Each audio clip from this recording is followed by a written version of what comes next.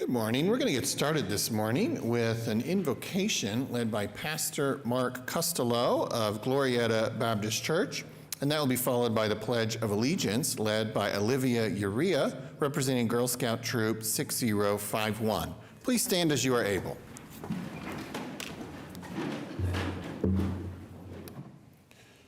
Pray with me, please. God, we come before you humbly today, worshiping you for who you are, with grateful hearts for all that you've done. You are indeed worthy of our praise. You are holy and righteous and just, yet you pursue us with your faithful love.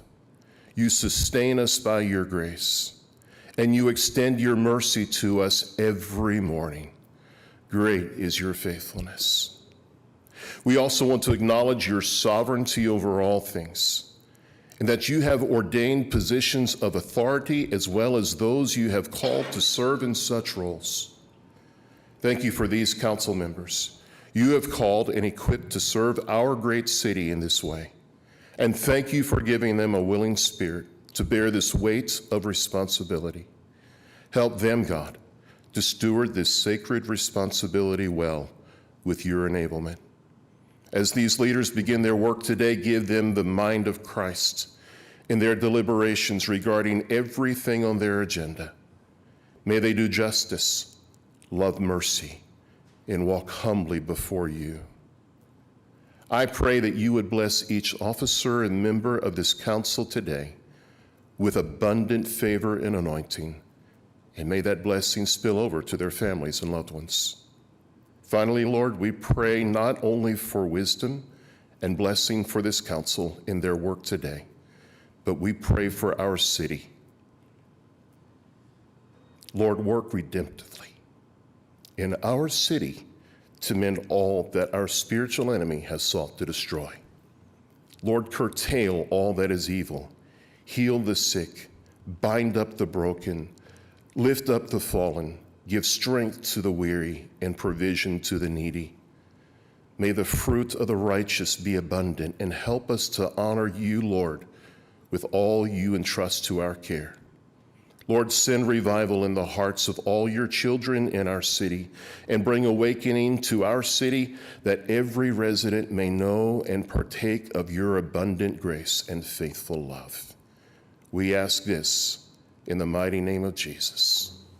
Amen. Amen. Please join me in the Pledge of Allegiance. I pledge allegiance to the flag of the United States of America and to the republic for which it stands, one nation, under God, indivisible, with liberty and justice for all. Thank you.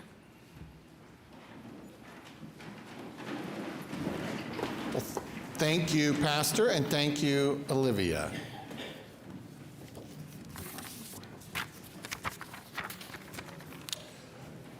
All right, I call this meeting of the City Council to order, and I have some presentations to make up front, and so I will make my way there.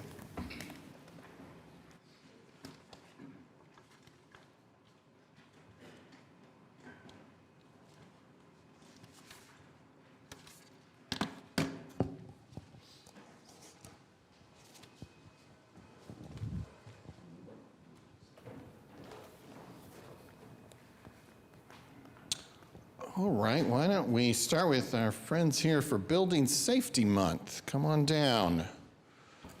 Brock and team, great.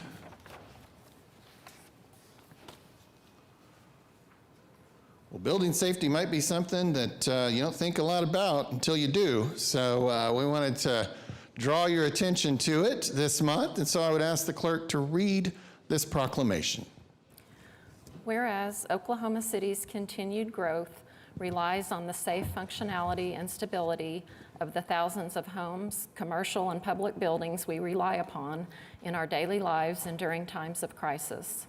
And whereas the resilience of buildings in Oklahoma City is made possible by the efforts of building safety and fire prevention professionals, including architects, engineers, builders, and tradespeople who work year-round to ensure safe construction.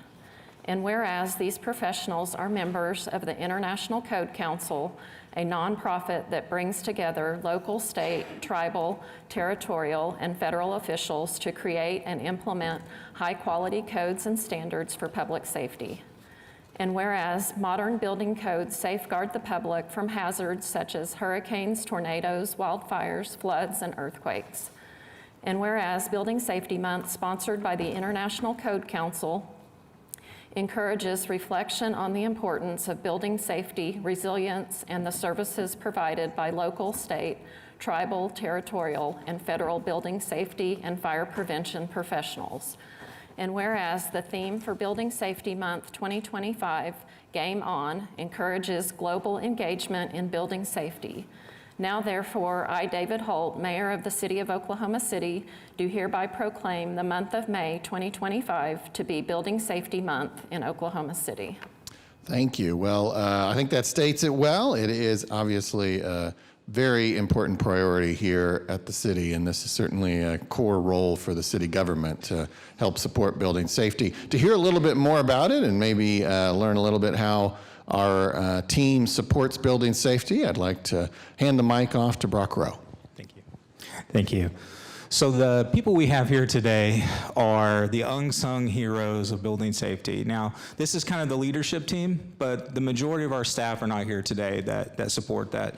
We have building inspectors, we have plan reviewers, we have electrical inspectors, mechanical inspectors, elevator inspectors, we have plumbing inspectors. I think I covered all the inspector groups. And then we also have our permitting staff that sit at the front counter when you come in and they get permits for you. Now, I always tell staff that as long as they do their job, no one will ever know. And so far, no one's ever known that they don't do their job.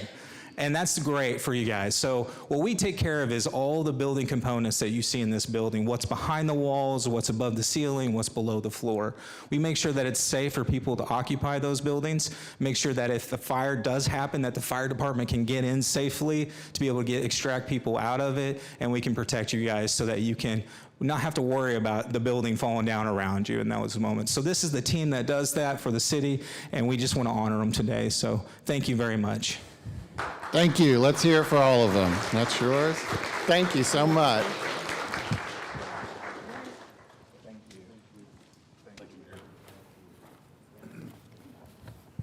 All right, let's keep a theme going. Let's have our folks here for National Safety Month come down.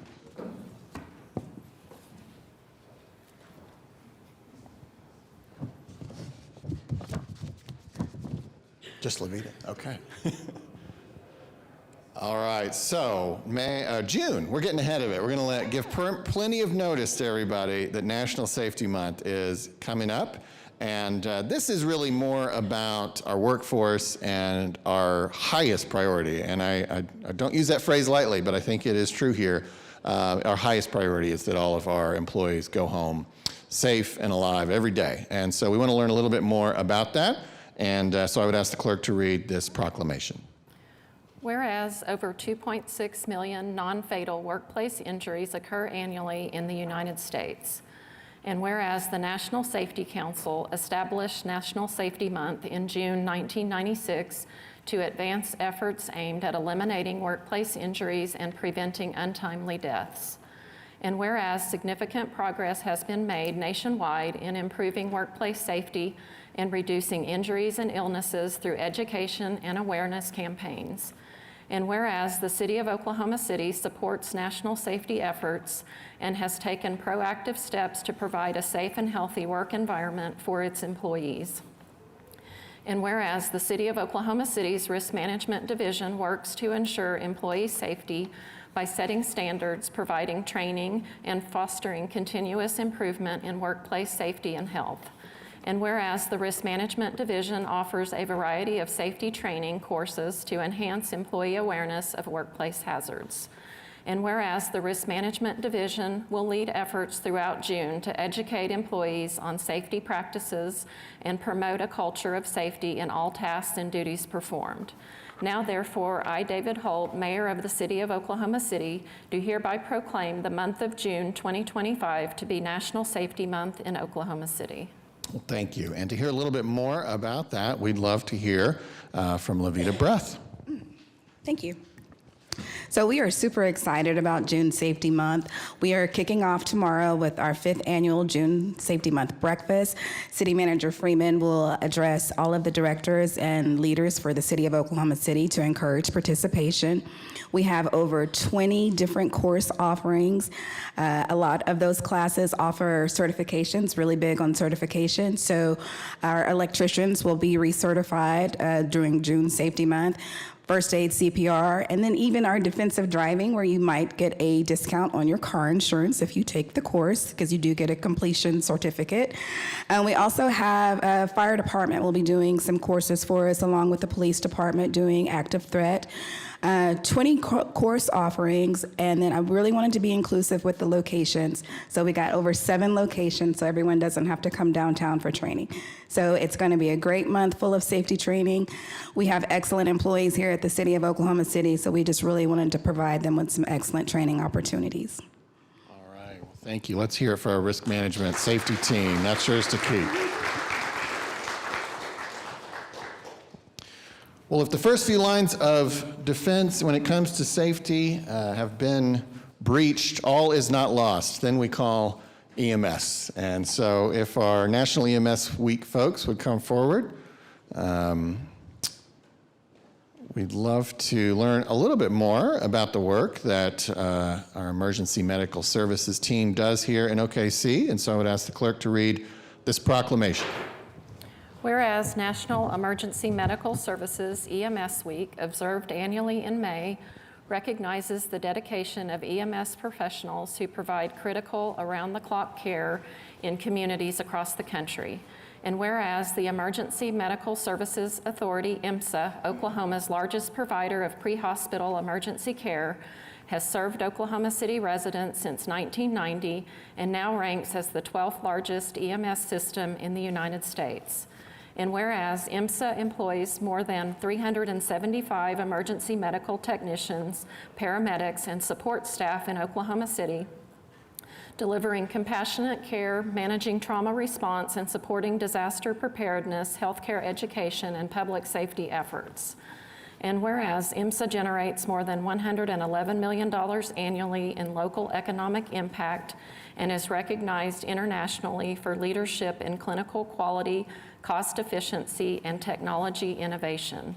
Now, therefore, I, David Holt, Mayor of the City of Oklahoma City, do hereby proclaim the week of May 18, 2025 as National EMS Week in Oklahoma City. Thank you. Well, to hear a little bit more about our EMS team, I'll turn the floor over to Michael Parrish. Thank you.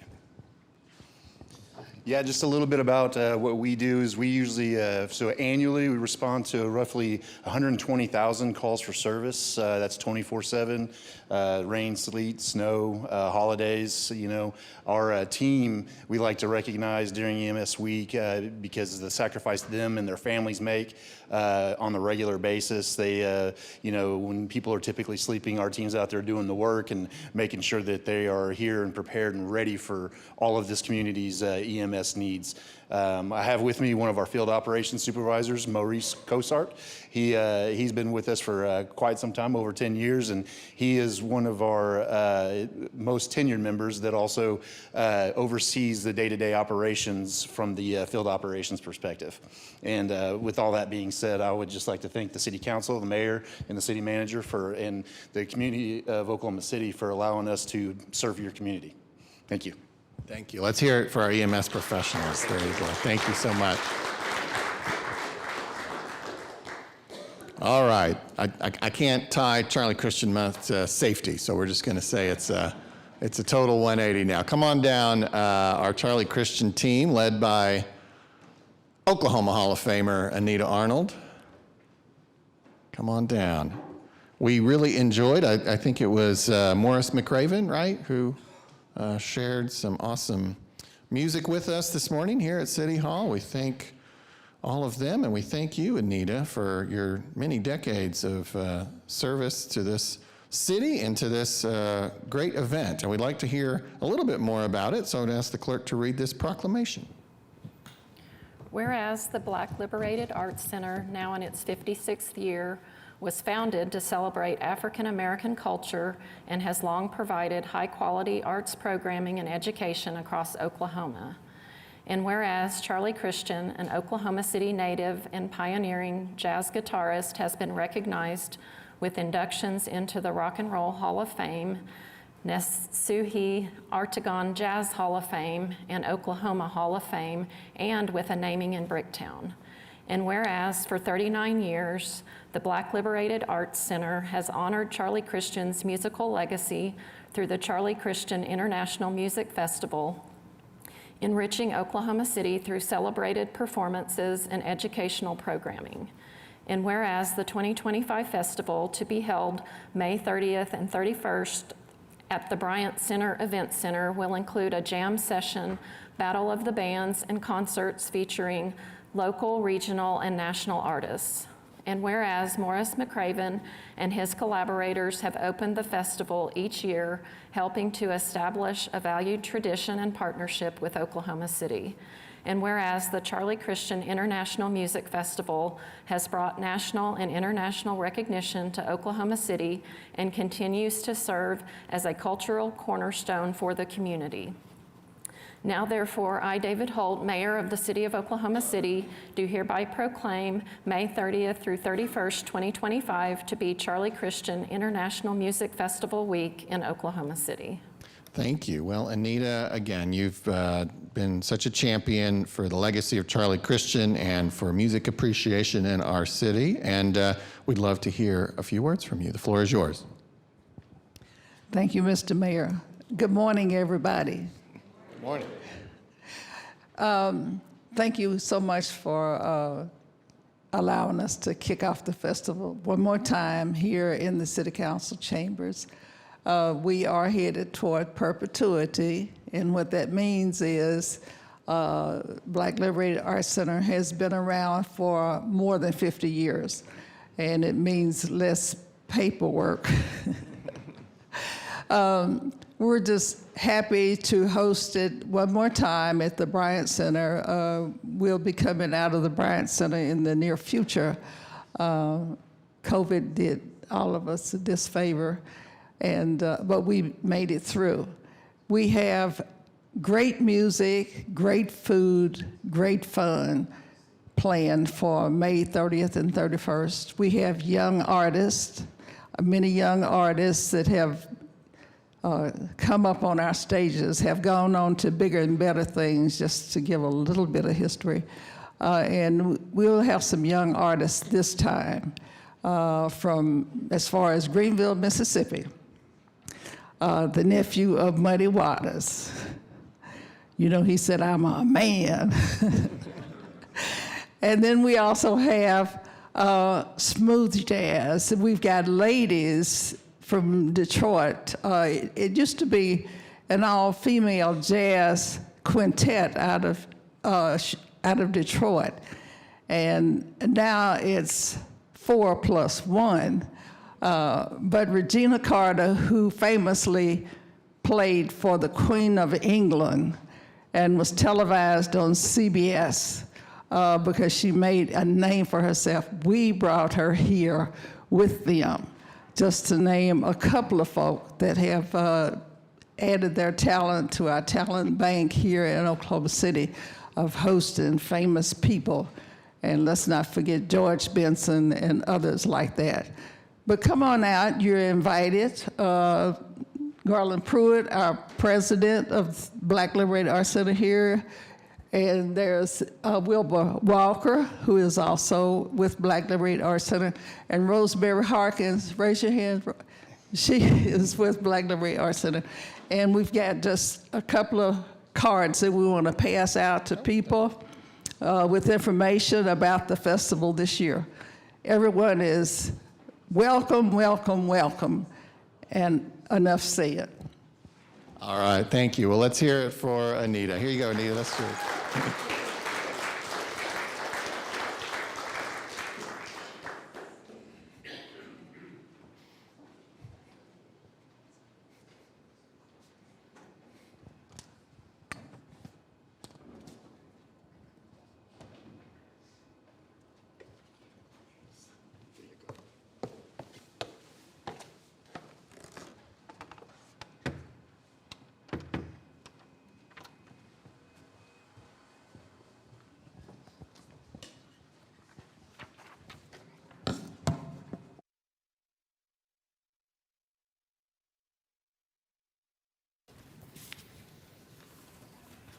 All right, we're still on Office of the Mayor.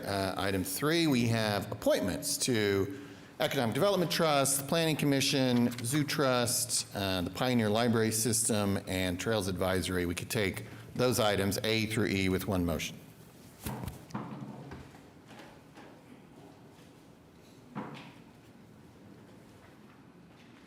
Got a motion and a second. Cast your votes.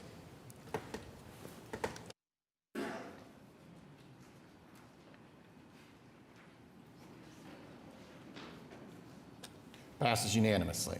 All right, now we're on item 4, items from council.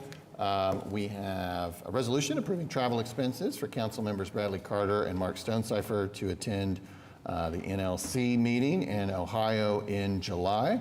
And we could take a motion on that. Mayor, if I could, please, I'd like to make a motion to defer that item for 2 weeks. I haven't been able to talk to Councilman Stonecipher about his travel request yet. Okay, all right. We will, I guess there's time, so we can defer that.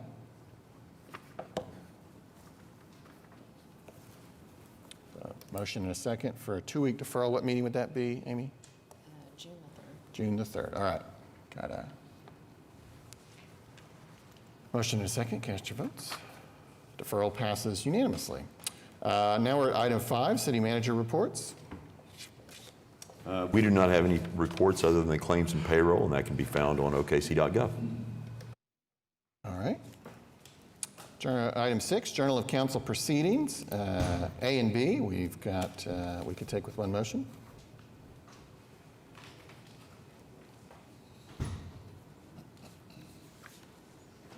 Got a motion and a second. Cast your votes. Passes unanimously. All right, item 7, request for uncontested continuances. Already listed on the agenda are items 11B, which will be deferred to June 3rd, and item 11G, which will be deferred to June 17th. Is there anything else, Mr. City Manager? Just a couple of items on page 15 under item 11N1, unsecured structures. These items will all be stricken from the agenda. Item G is 2420 Southwest 35th Street. The owner is secured. And then continuing on page 16, item 1101, abandoned buildings, same address for the same reasons, item F. That's all that I have. All right. Now we're at item 8, revocable permits and events. Item 8A is a revocable permit with the Downtown Oklahoma City Partnership for Downtown Employee Appreciation Day on June 4th in Kerr Park. And we have Olivia Branscombe here. Hello, thank you, Council, for having me today. We are very excited to celebrate Downtown Employee Appreciation Day, but with that said, we are rebranding it this year to Downtown OKC Day. We realize that what makes our city so vibrant and exciting is not just the employees, but the residents and visitors that really bring life to our city. So we would invite everyone to come down and celebrate Downtown OKC Day with us. It is going to be on June 4th, Wednesday, 11 a.m. to 1:30 p.m. at Kerr Park. We will have food trucks available, but you're welcome to bring your own lunch, buy from a food truck. We'll have free treats from Wonder Van Pops, and then we'll have music from Art Moves, live entertainment, as well as yard games and different pop-ups from services such as the YMCA, Water Services Oklahoma City, and others. So please come and celebrate with us. All right, thank you, Councilwoman Hammond. Sounds like a really enjoyable day, and I'll be happy to move for approval. Okay, awesome. And I have posters and flyers that I'll put out here. Feel free to grab one, put it up in your office. Thank you. We have a motion and a second. Cast your votes.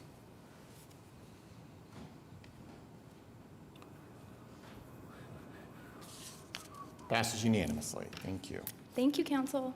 Okay, item 8B is a revocable right-of-way use permit with OKC Pride, Inc. to hold the OKC Pride Parade and Festival, May 30th through June 1st, along Northwest 39th. No one has signed up to speak, but I suspect you would like to, so please introduce yourself. Thank you. I'm Tess White, president of Oklahoma City Pride, 5th year now. I don't know how that possibly happened.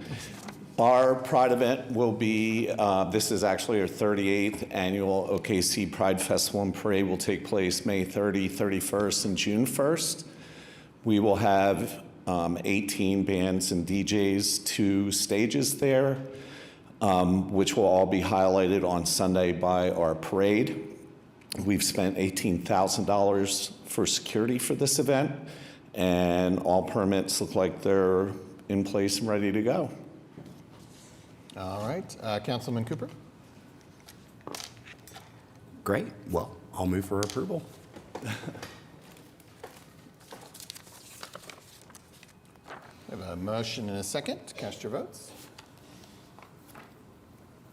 Passes unanimously. Thank you. Thank you very much. Item 8C is a revocable right-of-way use permit with Paseo Market Festival to hold the Paseo Market Festival May 24th through 26th on Northwest 28th. And we do have Robert Lee Clark. Yes, sir. Good morning, Mr. Mayor, City Council. Glad to be here. We are, my wife, Michelle Jacobson Clark, and I are the hosts of the Paseo Market Festival.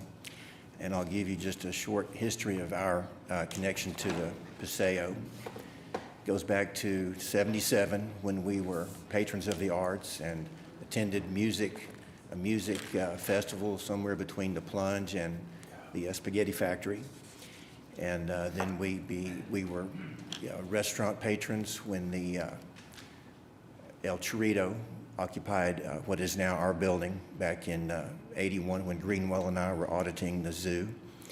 And then fast forward to around 2000 when John Jacobson, Michelle's father, acquired the property. And the Paseo Arts Festival was already taking place. So John was approached by a number of artists who weren't accepted by the Paseo Arts Festival. And he provided a landing place for those artists and vendors to display their wares. So that's how the Paseo Market Festival came into being. And he ran it up through 2017. We assisted him. And then he passed away a few months later. And then Michelle and I realized we had a festival to run. So we have been hosting the Paseo Market Festival since 2018. We took 2 years off, 2020 due to the pandemic. And then the second year we decided not to have the festival just to be on the safe side. And it was during that 2-year time that we became donors and supporters of the Paseo Arts Association. We pulled back our festival somewhat and provided a space for them right there in front of the Paseo Grill. And according to one of their board members, we are a significant donor to that festival. We're pleased to do that. So this year and every year before, our festival has grown and become bigger and better. We have a number of new vendors who have come each year. We've retained around 33 of our original vendors. And I have one new vendor here with us today, Craig Goforth. I brought him here today just to tell you a little bit about what he does.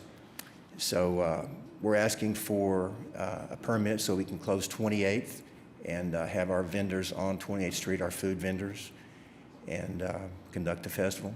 So you can hear a word or two from Craig. Thank you, Robert. Hey, guys. Mr. Mayor and Council, thank you for this opportunity. My name is Craig Goforth, and I am the owner of Goforth Family Investments, and we create culinary experiences for fairs and festivals. We're an approved vendor out at the State Fair Park. We participate in the Oklahoma State Fair, Tulsa State Fair, and Robert and I have been able to create some ideas to help spark more interest. And as he said, the event's continuing to grow, and so we're going to bring some of these new food items that are popular out there on the circuit to this community and kind of just get that customer population excited about participating in their community events. So we would just appreciate the support and ready to move forward with it. Thank you. Councilman Cooper. Thanks, Mayor. Well, I'll just move for approval.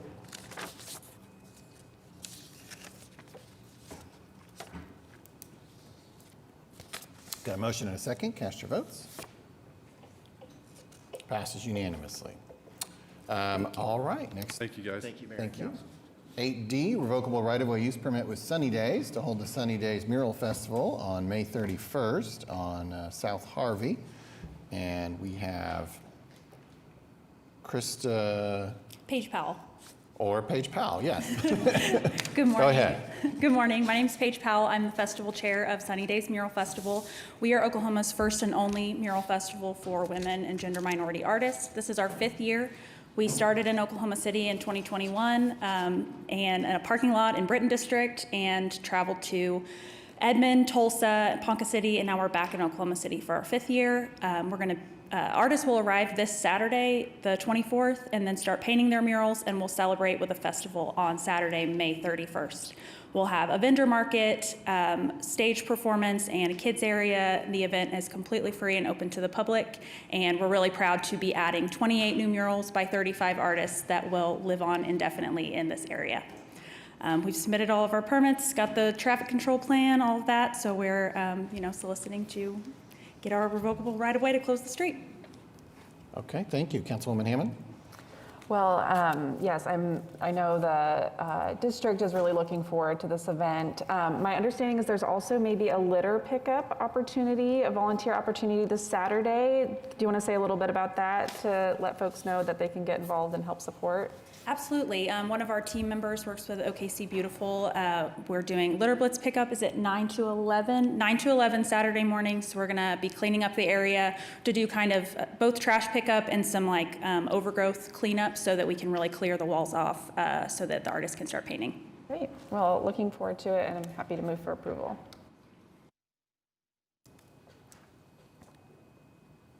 All right, we have a motion and a second. Cast your votes. Passes unanimously. Thank you very much. Okay, now we'll recess the council and we'll convene as the Oklahoma City Municipal Facilities Authority. We have items A through I. I should point out that on item H2, staff is not requesting an executive session. We can take items A through I with one motion. We have a motion and a second. Cast your votes.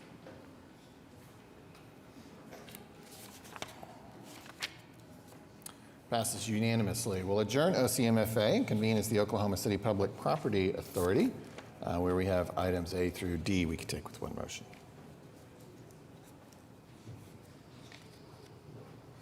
Got a motion and a second. Cast your votes.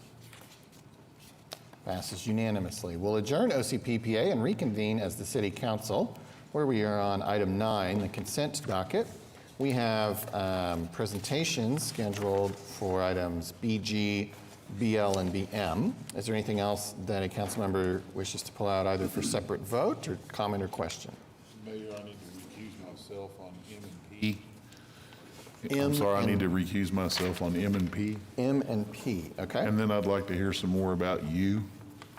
Not you personally. Well. The letter U. We get to hear all about you every. Got it. All right, anything else?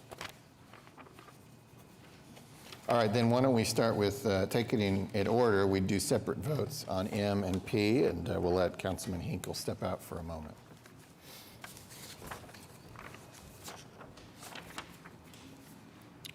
All right, let's see if we can do a motion on just item 9M, and then we'll do P.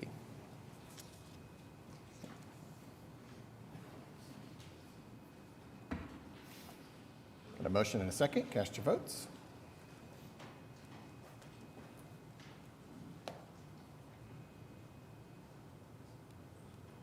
Passes unanimously. Now let's get a motion on item 9P.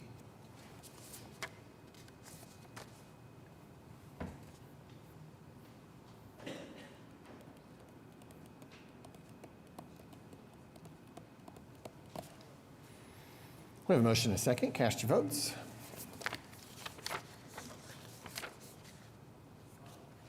Passes unanimously.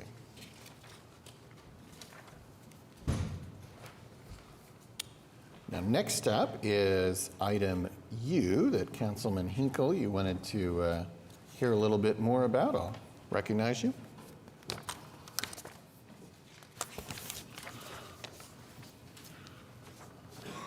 Actually, I just wanted to kind of get David up out of his seat. This is 176 acres of the entrance into South Oklahoma City, and it's a really neat project, and there was a lot of concern about how this was going to play out, and I want to commend Mr. Box and Mr. McCowan for sitting down with my planning commissioner, myself, extensively and working this out, and just give us a brief overview of what we did there and what we're looking for, and I'm in full support. Sure. So David Box, 525 Northwest 11th. This is, I don't know if staff could pull up a map, but this is located at Indian Hills and Western. And although that seems like a very long way away from where we are now, this area is about to undergo a massive change. The Turnpike Authority is putting the turnpike right along Indian Hills. And so there will be access roads on both sides. So what Indian Hills will become in some period of time will be very similar to what Memorial Road is on both sides. And so this particular developer owns both sides of Indian Hills. South side of Indian Hills is obviously Norman, the north side Oklahoma City. And so we have a fairly large PUD, as Councilman Hinkle said. It's 176 acres, and we have commercial along the frontage. There's multifamily. There's single-family residential behind it. It has access to sewer and water, which of course is why we're able to move forward with this type of zoning. So we did have a community meeting. Our hope was we addressed most of the concerns. When we came to Planning Commission, I think there was maybe only one person that showed up. So a lot of changes were made in the PUD, hopefully to make the folks that already live out there, I guess, more supportive of what we're doing. And with that, I'll move for approval. Or I guess we can just That's leave just a it. consent leave it docket. in Yeah, we'll consent. take it up a little later. Okay, that brings us to BG. We have a presentation. Yes, Letitia Thompson, our Deputy Budget Director, is here to present a budget amendment that we are putting before the council. Thank you, City Manager. This is the second amendment to the fiscal year FY 24-25 budget, and it impacts 3 funds. The Emergency Management Fund is being amended by $900,000 to cover projected personnel costs for the remainder of the fiscal year. The Fire Sales Tax Fund is also being amended to cover projected personnel costs in the amount of $100,000. There is also a companion item on today's agenda to amend the Fire Sales Tax Resolution authorizing these expenses. Lastly, the Utilities Fund is being amended in the amount of $2.6 million, primarily to cover additional water line breaks compared to the prior fiscal year. As a result, we need to increase the expenditure budget for such things as overtime, asphalt, crushed rocks, materials, and supplies. With this amendment, the city's budget will be over $2,028 million. This is the introduction, and we will return on June 3rd requesting approval of the amendment. And if there are any questions, I'd be happy to answer them. Thanks, Letitia. Thanks. Thank you. All right, next up, we have presentations for some MAPS 4 projects at BL and BM, the Henrietta B. Foster Center and the Claire Looper Civil Rights Center. Yes, David Todd, our MAPS Director, will present these projects and then introduce the consultants to present the details for these preliminary plans. Good morning, David Todd, MAPS Program Manager. Glad to be bringing you this preliminary report today. I've been working very hard on putting this together. Jack Joyner from JHBR Architecture is here to take you through this preliminary report.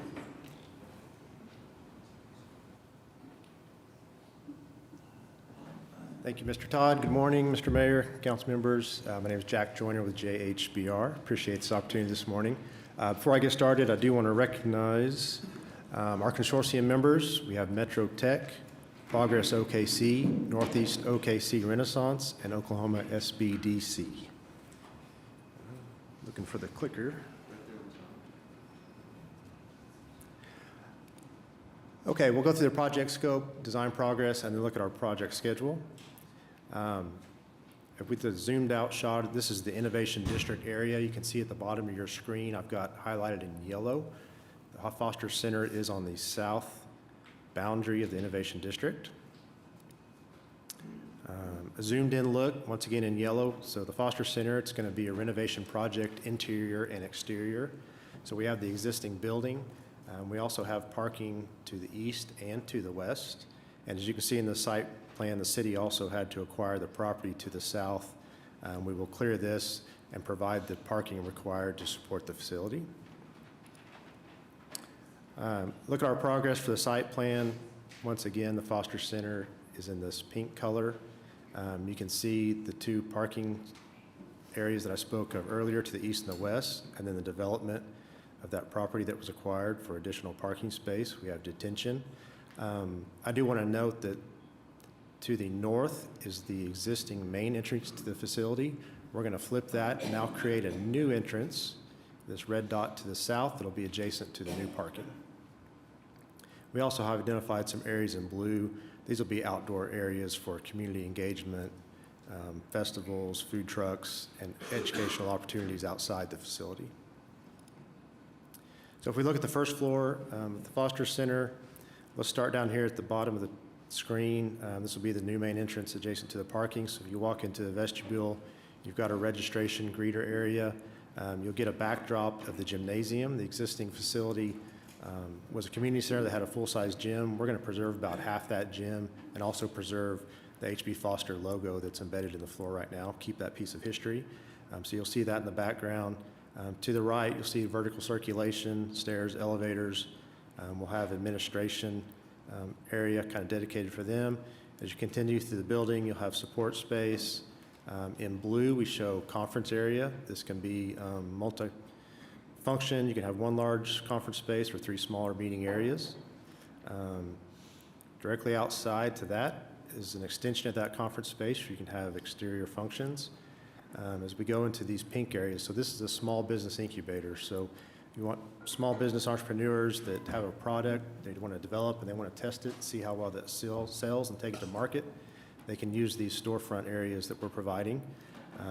If one of those entrepreneurs is in the food business, we're going to provide a kitchen area so they can prep their product, cook it, and then take it right across the hall to sell that.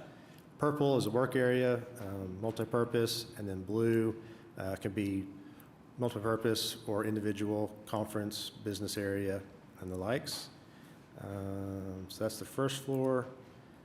Second floor, I'm going to stay at the vertical circulation. That's where you'll arrive. We do have a mezzanine that you'll see in the renderings here in a second. So we'll have a podcast studio. That was a request from the consortium, a lounge area, and then on the backside we have a maker space. That's for artists, fabricators, the likes. We will have a connecting corridor that goes from this mezzanine space over to the existing second floor. This will be an area for individual business offices and another conference area and a break room for the entire facility. Some renderings of the project. This is if you were standing at the northeast corner of 4th Street. I talked about we have the interior renovation. We all have the exterior, so we're going to rehab the exterior, clean the brick, clean the ephes, provide new entrance canopies, all new glazing and windows.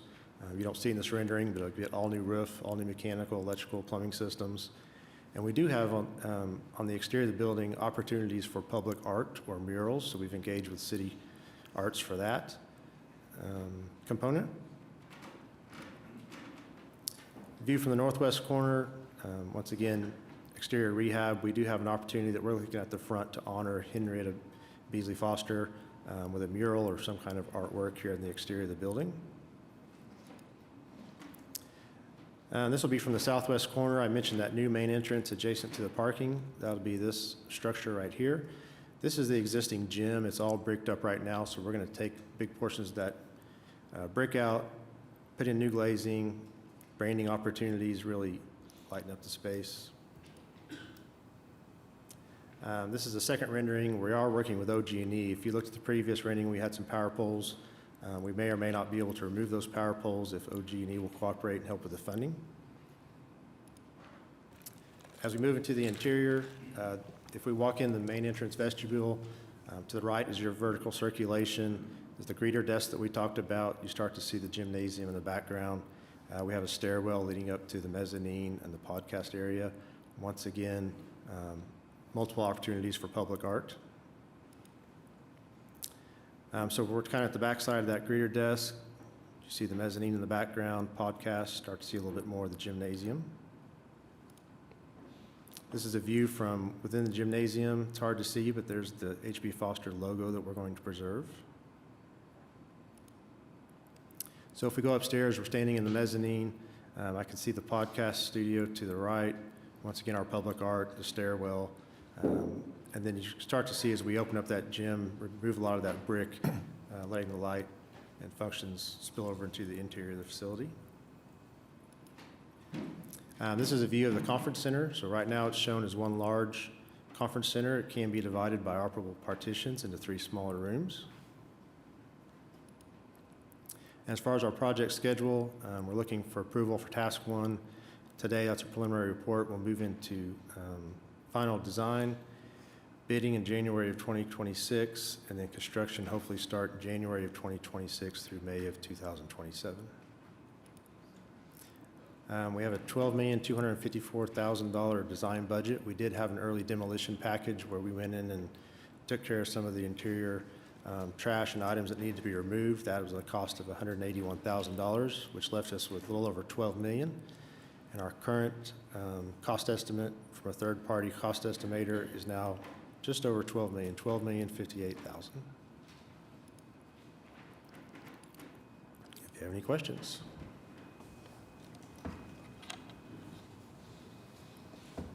Thank you, Jack. All right, thank you. Thank you.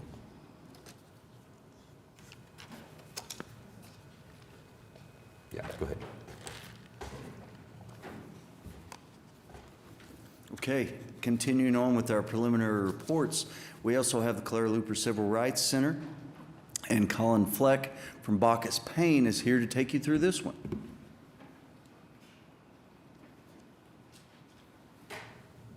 Good morning. Thanks for having us here today. Excited to bring this to you all finally. This is a design update for the Claire Looper Civil Rights Center. And let's see, I've got a mouse here. For those who are not familiar with the location, it's in between Madison and 25th Street on Martin Luther King Avenue. In the image you see here in the bottom right-hand corner, you'll see a little green box. That is the original Freedom Center. It's been completed, the renovation that started back in 2022. So that's done, and the main portion of the building will be in between Madison and 24th Street there. So where the old post office is shown there, that's now been demolished.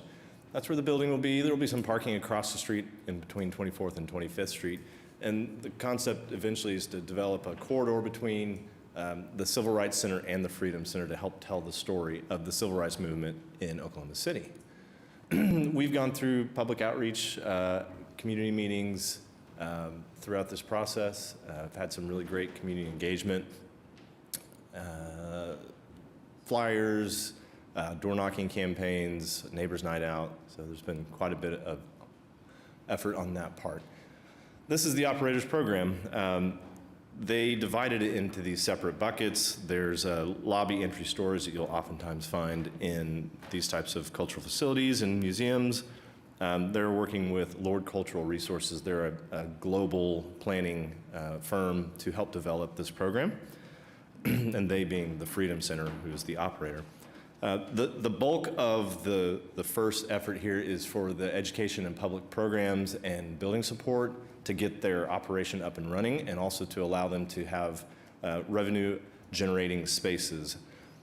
Due to budget constraints, the exhibitions and collections in the Visitor and Welcome Center are being looked at as a future phase on the project. So you'll see these blue highlighted areas on either side of the rentals and events shown as these phasing blocks of square footage. Now, we didn't want to completely pull out exhibits and storytelling from this project, so we do have money in the budget for that to integrate it into what we are building for this first phase. But we really prioritize rentals and events and the education spaces to start. This is a site plan of the building. North is to the right when you're looking at this. So you'll see on the left-hand side of the building there's some green space that is intended for that future addition. And the parking is at the rear and to the north. And the Freedom Center would be all the way to the right off the screen here. So there's planning currently underway to help develop more of this exterior storytelling, but we are thinking about that. Just a quick rundown of the spaces. We have Freedom Hall. It's a large dividable space. It's multi-use and can be rented out. We've got a pre-function gallery that will serve as double duty for exhibits and collections. And then several of these spaces will be used for education, gatherings, and art. Of course, we'll have storytelling in these pink spaces through the gallery hall, pre-function, and the lounge. And then at the far left-hand side of the plan there, you'll see the double doors. That's where the permanent exhibition in the future will be installed. These are some views from the outside. This is the northeast corner looking back across to the building. There are plans to install on separate buckets of money landscaping. So this is shown a little bit stripped down on the front end because we do have some future projects, separate buckets that are going to come in and bring some of that landscaping. Some of the exterior projection mapping is another thing that we're looking at in one of those buckets of money. So to bring a little bit more life, a little more color to the outside of this project so it becomes more of a backdrop. And this is a view from the southeast looking across MLK. And I'll go back real quick. You'll see, well, never mind, I won't go back. This is just a concept of the interior. We are working with Gallagher & Associates. They are a very large exhibition firm, and they work with the bombing memorial to do all of their exhibitions. And so we anticipate a very vibrant and colorful palette on the inside when they begin their design process shortly after this meeting today. Our project budget was $11.811 million. We have some outside funds coming in at around $600,000, so we're right around $12.3 million all in. We have a couple of alternates for concrete storm shelter, and we're also working with OG&E in looking at burying several of the power lines and communication lines along MLK. If you go out there, it is full of them on both sides of the street. We'd like to get that cleaned up as much as we can. And the schedule is very similar to the Henrietta B. Foster Center. We think we'll be done with design in November and into bidding into January. And so with that, that is what I have for you today. Questions? Thank you. Thanks. Okay, well, if there's no other questions or comments, we can adopt the remainder of the consent docket.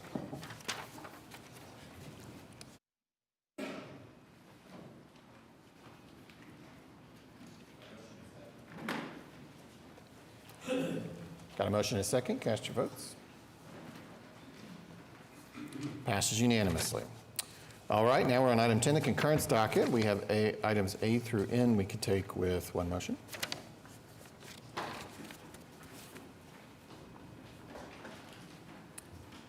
A motion and a second. Cast your votes.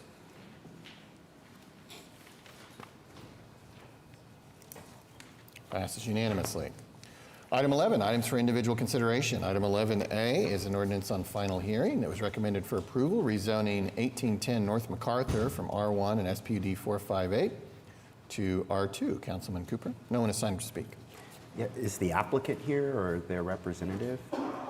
Someone standing? Maybe. Nope. Okay. All right. Yes, I did. How could you know? But yes, I've actually looked into this one and spoke with them, so I would move for approval.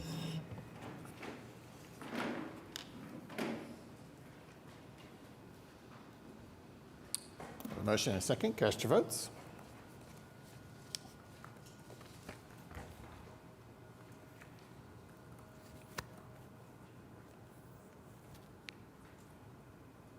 Passes unanimously. Item B was previously deferred, which brings us to item C. This is an ordinance on final hearing that was recommended for approval, rezoning 8612 South Walker from R1 to PUD 2054. Councilman Hinkle, no one is signed up to speak. I'll move for approval. A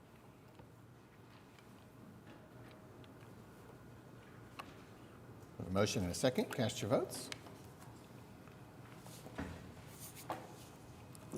Passes unanimously. We will skip over item D for a moment and see if Councilman Pennington returns. Now we're at item E. This is an ordinance on final hearing recommended for approval, rezoning 7303 South Anderson from PUD 1794 and AE2 to PUD 2060 and AE2. Councilman Stone, no one is signed up to speak. Is the applicant present?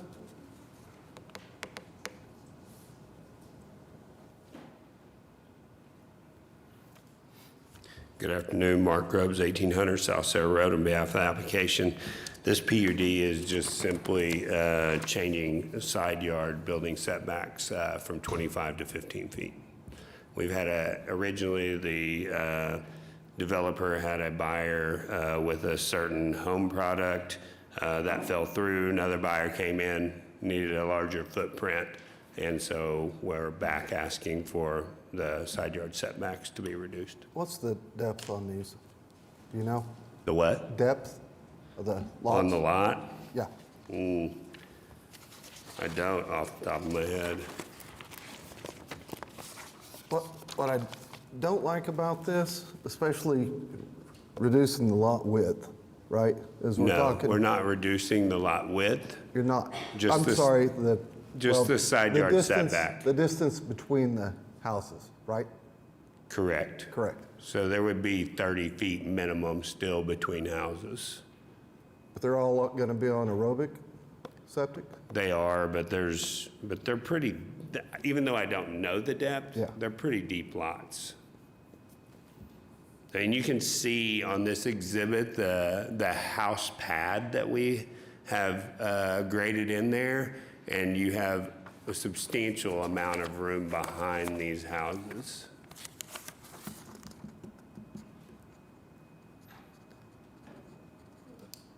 Let's see, can you zoom in to the left side of, my left side of that map over there? There's a dimension on that. 730 feet, less the 50-foot right-of-way is gonna leave you at about 325 feet deep on these lots probably. At least.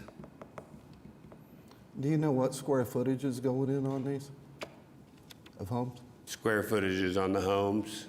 Yeah. I don't. Joel Bryant's the developer on this. He just, the only reason he came back for this request is he had a buyer that wanted to come in and build larger homes. If you don't mind, I'm going to request that we defer this for 2 weeks. Okay. I would really like to get a better understanding of the dimensions, mainly because I hate seeing 18 aerobic septics next to each other on 1 acre lots. So, yeah, if we can just maybe talk about that this next week or later this week. And Okay, I'll get some more specifics and give you a call. thank you. With that, Mayor, I'd like to make a motion to defer this item for 2 weeks. All right. There'll be a motion to, where were we saying again? June 3rd? June 3rd. That'll be a motion for item 11E to defer it to June 3rd. We have a motion and a second. Cast your votes. Passes unanimously. Now we're going to back up to item 11D. This is an ordinance on final hearing. It was recommended for approval, rezoning 9520 Northeast 150th from AA to PUD 2058. Councilman Pennington, no one is signed to speak. Thank you. Sorry, I ran to the restroom. I thought I had time to get back. Rookie mistake, it's all right. This is a pretty simple case. It's just a lot split, taking, I believe it's 5 acres and splitting them up into 3 different homes. It's located next to a youth center, so fully in support of it, and I'll make a motion at this point for approval.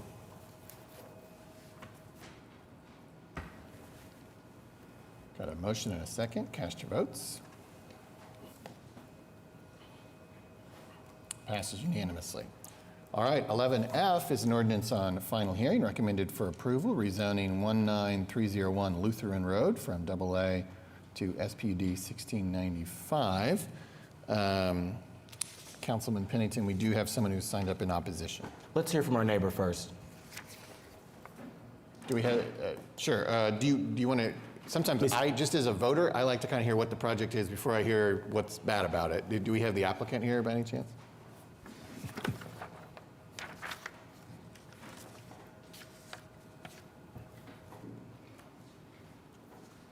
David Box, 525 Northwest 11th Street. The application before you is to allow a small campground. What the goal of this is to have kind of vintage Airstream. There's an outdoor activity portion of that that'll be located to the east. If you had a wider range view, you'd see that this is an area that 192nd is actually Highway 66. Pops is close by, Arcadia Lake is close by. There are multiple pumpkin patches and other kind of family-friendly type of outdoor activities. The site is small, but the site plan, I don't know if staff can display that, but it's rotated, but what my client is trying to capture is kind of that activity center that is Route 66 and all of the things in that area. It's small, so we don't think it's going to be a massive impact. There was no formal protest that came in prior to Planning Commission. A couple of people did show up. We deferred it from the first setting of Planning Commission to go have a meeting. We had that meeting. From that meeting, there was a change that came out of that, which is reflected in your memo with the TE that was added that relates to screening. So we agreed to the TE1, added TE2 as it relates to site-proof screening. After that, the Planning Commission provided a recommendation of approval unanimously. Your staff also recommends approval. I'm happy to answer any questions. Thank you, David. And we also didn't have any opposition at the Planning Commission meeting when this was heard. So I am curious to hear from our neighbors. All right. Kristen Dawson. Hello, everyone. I'm Dr. Kristen Dawson. Is it possible to give you guys a few pictures? Is that all right?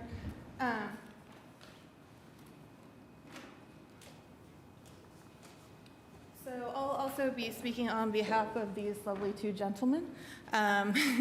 We own the 4 parcels that are just south, and as far as not having an opposition at previous meetings, we were not notified until about maybe 1 to 2 weeks ago, and since that time we have both called and we have written letters. I'm not sure if you have them in your possession, but ever since we were notified, we have done both of those things. So I am not sure what the process was for notifying that this was actually happening before the previous meeting that you guys had, especially since now it sounds like you talked about a lot of the things without the opposition present when we were not notified. So I don't know how that stuff goes down. But anyways, I'm here now. So we own the property that is just south that potentially has some of the biggest impact because anyone exiting is, coming towards our property. Also, all of the drainage for this property all flows directly onto our property. So I'm going to start with the most important thing first, though, if you don't mind, which are the first 3 photographs. Okay, so this is my most important concern, actually, is not about us and our property. My biggest concern about this is how uniquely ill-suited this is for an RV park because this is a blind corner. So if you see up here, there's a T-junction on Lutheran Road and Route 66 right there, as well as the little kind of driveway right there in front of the church. The first 3 pictures you have, so this one of the car, this is the very first minute that you can see a car coming, if they are coming from the east to the west. There is a hill right on the neighbor property right there to the east. There is a big hill with a huge gradient on it. I'm sorry, it's so little that you probably can't see it, but I have the architectural drawings for when they widen this for Route 66, and you can see the grade is pretty extensive. The writing is pretty small, but I think it's about 6% grade. So this car right here, as you can see, is just beyond the neighbor's driveway. That neighbor's driveway, if I had to estimate it, I'd say it was definitely less than 100 feet from that Lutheran Road. And you can just barely see a car right after that. Right now, it is, in my opinion, not safe even for cars and trucks. We've had fatalities there. On our house that's just on the other side, we actually had a cross memorial there, for victims of traffic accidents. If you count the number of seconds from when you can actually see the cars coming, it's less than 2 seconds. And so it's bad enough when you have a car or a truck that can accelerate, but when you have an RV coming out of here, it is just not safe. So you can see in the second and third picture that I included, so you can see if you're all the way back this far, you can see the roof, but not the building that's there. If you are at the bottom of the hill, you can't see anything. So it's bad for the cars coming, but it's also bad for the cars at the T-junction. If you have an RV, I don't know if those are big enough that it won't kill the people in the RV, but it will kill the people that are going into them. Because this is Route 66, people are routinely going at about 60, 70 miles an hour. And it's just not safe. My second point here is the drainage. Again, on this, sorry, again, that is a little hard to see. But tried to take a picture. The drainage, I went out there last night, up-to-date photos. The drainage all flows downhill to the west, and the way that the lot is situated, it kind of drains towards the road, and then it drains towards the west. Now, all of this water, you can see, I believe it's called the culvert, I'm not sure. It goes underneath the road, and it doesn't drain, it drains directly onto our property. So number one, that's a problem because we've got an agricultural property, and we don't want, there's lots of trash at RV parks, let's be real. We don't want trash, we don't want sewage, all these kind of things on our land. But the other thing is in the maps that I provided you, you can see this is where the property is. You can't see it, oh yeah, you can. On this you can see that's a river right down there. That's Coon Creek going into the Deep Fork. And so you can see the campground's right here. So the way that the drainage flows is it drains on our land and it drains into Coon Creek and it drains into the Deep Fork from an RV campground. Is not ideal. We have the water rights there to the river, so we can take water out of the river and put it on our crops. So we don't want that, all that, litter and nastiness from the RV park to be on our crops. And another thing is standing water. Theoretically, this should drain really well, and if there's lots of it, it 100% comes on our property. But as you can see from last night, it's just standing water right there. And that actually goes against the code for RV parks. It says you have to have adequate drainage, has to be, and there can be no standing water, has to have good drainage, and it doesn't, it flows onto our land. As you can see, this is where it goes from the one side to the other side onto our property, and then you can see how it drains onto our property once there's enough of it, but otherwise it's standing water. Third thing, so with the Coon Creek right there, in addition to the actual drainage from the property, 100% coming onto our property, if there is overflow, some of it can go directly along the road into Coon Creek. But my other concern is with RV parks, I'm sure you guys seen it, usually in the headlines when it's like a band tour for a famous musician, they come and they dump all of their waste into whatever river is nearby the campground, because I don't know if it's because the campgrounds have fees for sewer disposal or what, but it's a common thing where I've seen it along the side of the road, you guys probably have too. RVs come and they just dump their waste into the river. This river, so you can see the corner of it right there, you can see it, it is sightlined from the RV park. So this river is going to get sewage dumped into it with the location of this RV park. I did this just because it was cute and it was there. Last night there was a beaver in the river. You can see him there. This is what the river looks like. This is the bridge that is sightline to this, property. It's pretty significant. Next, I obviously don't know as much as you guys do about city planning, but from everything I've read, spot zoning is very bad. And so one of the other things that I put there is how things are zoned around there. And pretty much everything is agricultural, single-family homes. So when he's telling you about Pops is right there, Pops is not right there. Pops is like, 7 to 10 miles away. It is all agriculture around there. Actually, the closer thing that he probably should have said would be Luther, but that's still a few miles away. Everything there is agricultural. So this is going to be absolutely spot zoning, which goes, it is absolutely not what you guys want as far as I know and I have read.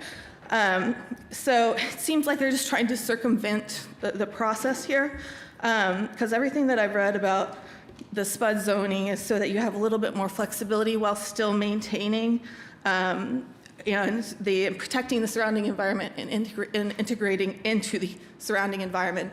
And this does not do this. This is absolutely nothing like the surrounding properties.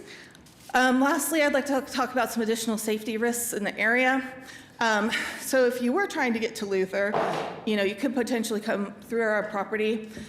We have hunters on our property. Hopefully they would see the people, everything like that. We've got boars on the property because this is rural land. It's a working farm. We have boars, we have hunters. We have multiple drownings in the Deep Fork, in that section of the Deep Fork, that mile of the Deep Fork. Throughout the last decades, we've had multiple drownings there. Also concerns about rodents and debris, because every time you have an RV park and you have the trash, you have rodents and debris. And lastly, fire risk. We have a lot of downed trees in that area. And there's an incredibly high fire risk. So when you have RV campgrounds, theoretically, maybe you can put on this law saying don't have an open flame, but it's an RV campground. There's probably going to be some open flames. And so those are some of my concerns about this. Sorry for taking so much time. And again, I would like to reiterate, the only reason we weren't there at whatever meetings have been in the past is because we were not notified that this was going on. And since we were notified, we've done everything in our power to bring up our issues. So thank you. Thank you. Councilman Pennington? I'm going to ask that we go ahead and take a continuance on this item so that we can just have that conversation with you. I'm sorry that you didn't get the notice, but there were some meetings with neighbors to discuss what their issues are. I think a number of the issues you brought up, we probably need to talk to Director Butler and see if we can get staff on traffic to talk to us about traffic and drainage, because those are issues that we can work on and get that evaluated. So I'd like to, at this point, Mayor, move that we continue this item to the June 3rd meeting. Okay.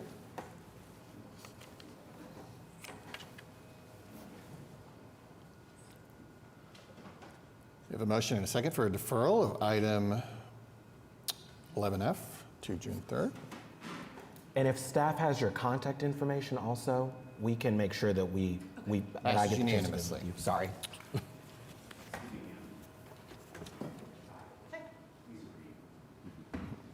All right, item was deferred. Item G was previously deferred, which brings us to item H, which is an ordinance on final hearing, recommended for approval, closing portions of the platted utility easements on lots 16 and 17 in Redbud Villas near Council and Southwest 74th. Councilwoman Avers?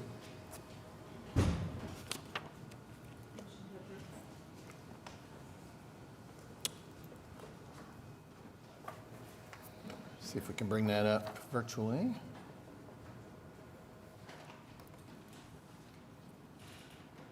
We have a motion and a second. Cast your votes.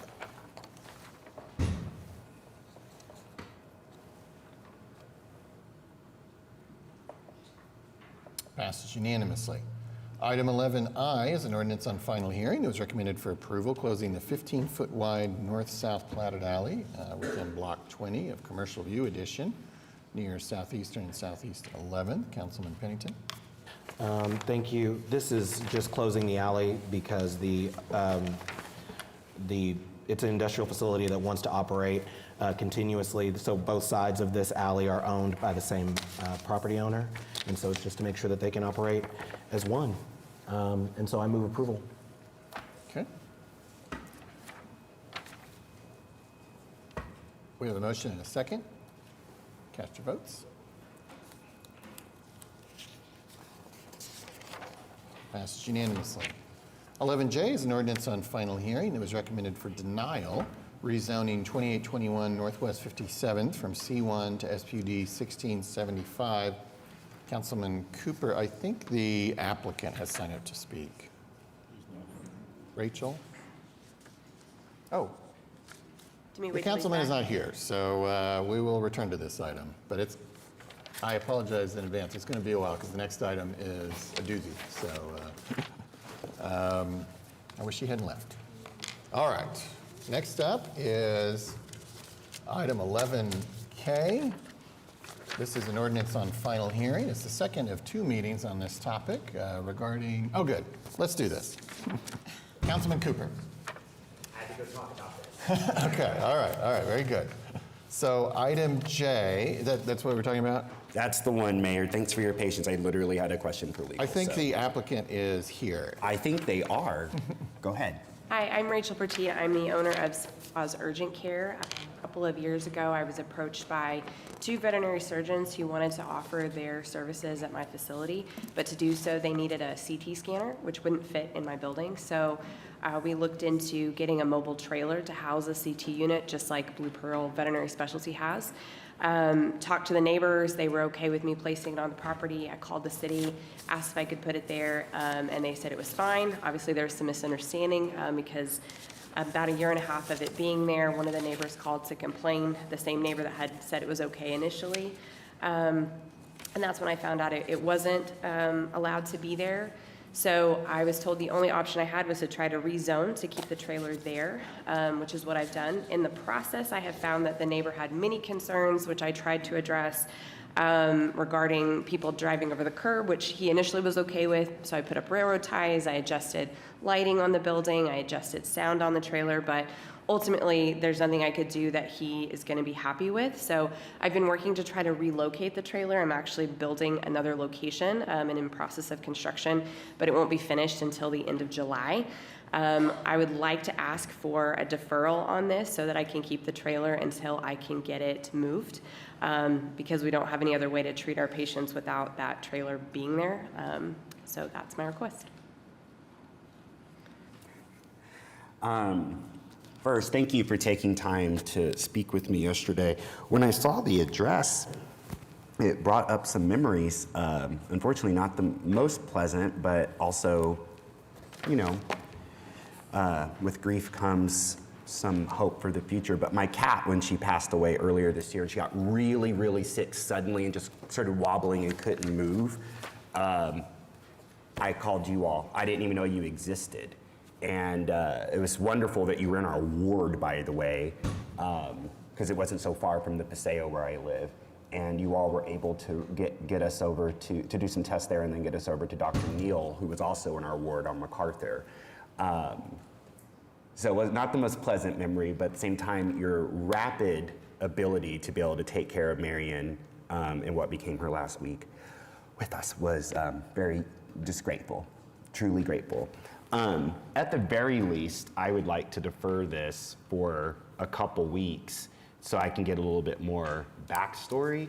But I'm inclined, I just want to better understand the legal process. I'm inclined to, you know, have a deferral until they get this new building up. I mean, we were talking about some of our little our pets. And this service, where's the closest service, this CT service for someone right now if they needed that? For emergency, if you needed one, it depends on if there's a staff available. The hard part is to operate these, they're not always available. So we often try to refer to Blue Pearl, which is probably 15, 20 minutes from where we're located. They don't always have staff to be able to operate it, so we often end up sending to OSU. Sometimes Neal can do it. They don't always have anyone to operate as well. So that's one of the challenges with machinery of this type. There's only a few of them in the city, and then if they have staff after hours is always tricky. Yeah. Let's just defer this for 2 weeks so that I can hear a little bit more from planning and from legal on this, if that's okay. And then, but I'm inclined to figure out how we can defer this until the end of the summer so that you can get this new building up and going, get this service in there. When I was at Dr. Neal's office, I learned how stretched staff is, how limited these services are, and that just really speaks to not just my heart, but the literal need that is out there. So if council's okay with that, I'd like to have a 2-week deferral to get some more background. Thank you very much. Thank you, Rachel. Okay, so the motion will be to defer item 11J for 2 weeks to June 3rd. Yes, Mayor, thank you. We have a motion and a second. Cast your votes. Passes unanimously. Okay. Now we are at item K, 11K. This is an ordinance on final hearing relative to accessory dwelling units. This is the second of 2 meetings on this topic. We've already had a presentation, but we do have some residents who have signed up to speak, so I think we'll start there. And there are quite a few, so I will remind everyone to state your name and address. Limit your remarks to 3 minutes or less, and as I announce someone, I will also announce the person after them in hopes that that person will go ahead and make their way forward maybe and sit in the front row or thereabouts to just keep things moving. All right, first up is Azure Herrera, followed by, I think, Travis Roach.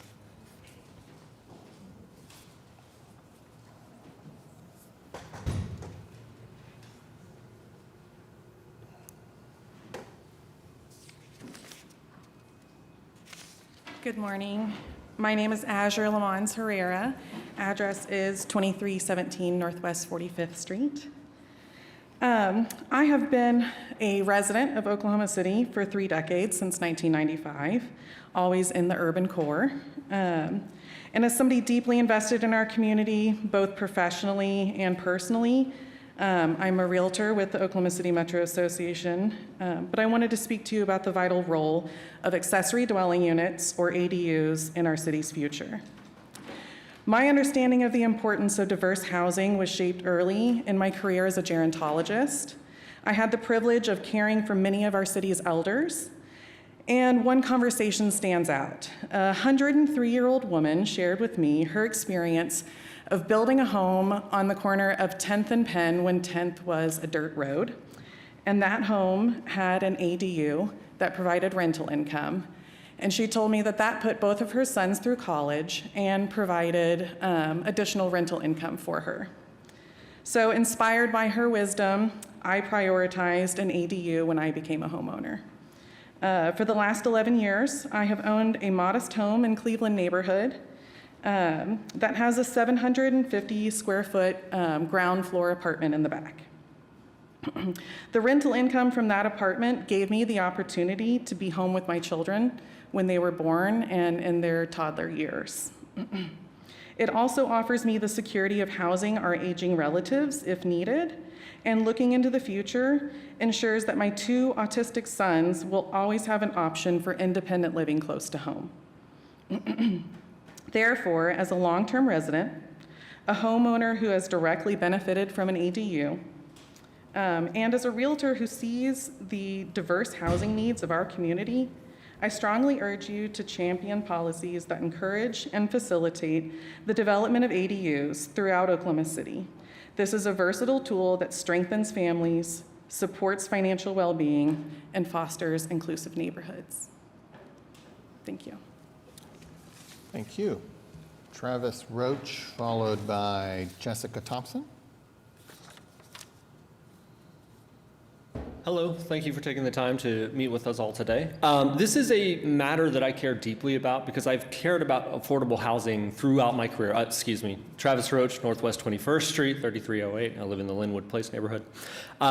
My professional occupation is as an economist, and so I've studied housing markets throughout my career, and I pay attention to them. I've taught classes on the economics of social issues, things of this nature. And I can agree with our prior speaker that ADUs can provide a flexible home environment and be a benefit to our city. That is under the case in which they are built by human neighbors. My concern with ADU policy as it is written is that it is a specific handout to our developers, to our flippers, to the people in our community who would use this for ill and not for good. I think I can speak to my own experience of having an ADU that overlooks my backyard. It's gone fine. It's wonderful. It's nice. There's flexible housing there. Anytime there's been an issue, I've been able to knock on the door of my neighbor and talk to them face to face, and that's been resolved. We've had other issues in our neighborhood where this is not the case, where the landlord is difficult to find, cannot be noticed, cannot be contacted, and we have issues that remain unresolved. So my concern here is that we will be offering a specific incentive to developers to come in and build homes that are not affordable, that this will do more harm than good for housing affordability. mostly because our existing tax structure does not incentivize for them to price at market. If you look within a quarter mile of my own house, we can see where developers have driven this type of development. They consistently place each of the homes above market by at least $100,000 to $200,000. That does not bring down home prices. In fact, in many cases, they have taken away an existing affordable home to put up two unaffordable homes.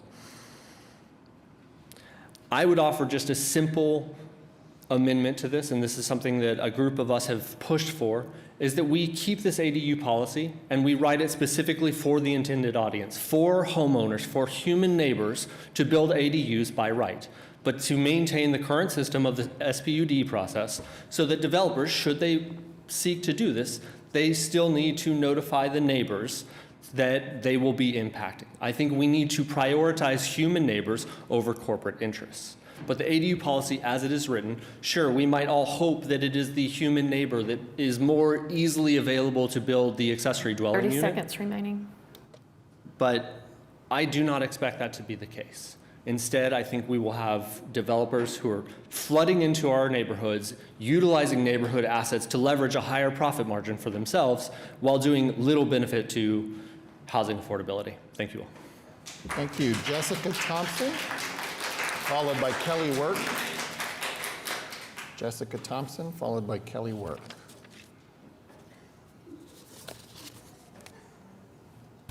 Jessica Thompson, 1414 Northwest 14th Street. Oklahoma City Metro Association of Realtors is comprised of realtors who work and live in Oklahoma City, including myself. And we have seen the decline of housing affordability and the effects it has had on our inner city neighborhoods. It's important to note that builders and developers are not going to meet the needs of those who earn less than $50,000 a year, because there's not money to be made in that income bracket of housing. Builders and developers chase the consumers who make over $70,000 a year. Since builders are not meeting that gap, homeowners have an opportunity to fill in that gap through ADUs if it fits their needs. So what we do see is these developers purchasing houses to tear them down and build large-scale apartments, adding density and parking lots to our neighborhoods. ADUs are a viable solution without over-densifying an inner-city neighborhood, and the way this ordinance is written gives parameters in which to build an ADU appropriately to the context of the neighborhood, which currently does not exist within the SPUD process we have now. So in the Classen 10 Penn neighborhood, it abuts to the Plaza District. That's where I live. It has faced SPUD after SPUD without parameters outlined in this ordinance. So we appreciate the safeguards that this ordinance provides.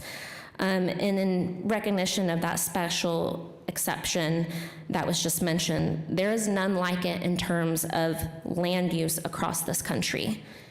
In an Oklahoma Court of Appeals Wilkerson v. City of Pauls Valley, zoning ordinances are concerned with the use of property and the physical development upon it, not the identity or status of the landowner or occupant. Whether a dwelling unit, including an ADU, is occupied by an owner or a renter, the use remains the same in that it provides housing. So OCMAR, the Oklahoma City Metro Association of Realtors, we acknowledge and we advocate for diverse housing types to meet the needs of the people in Oklahoma City in alignment with the Oklahoma City Housing Affordability Study. Thank you. Thank you.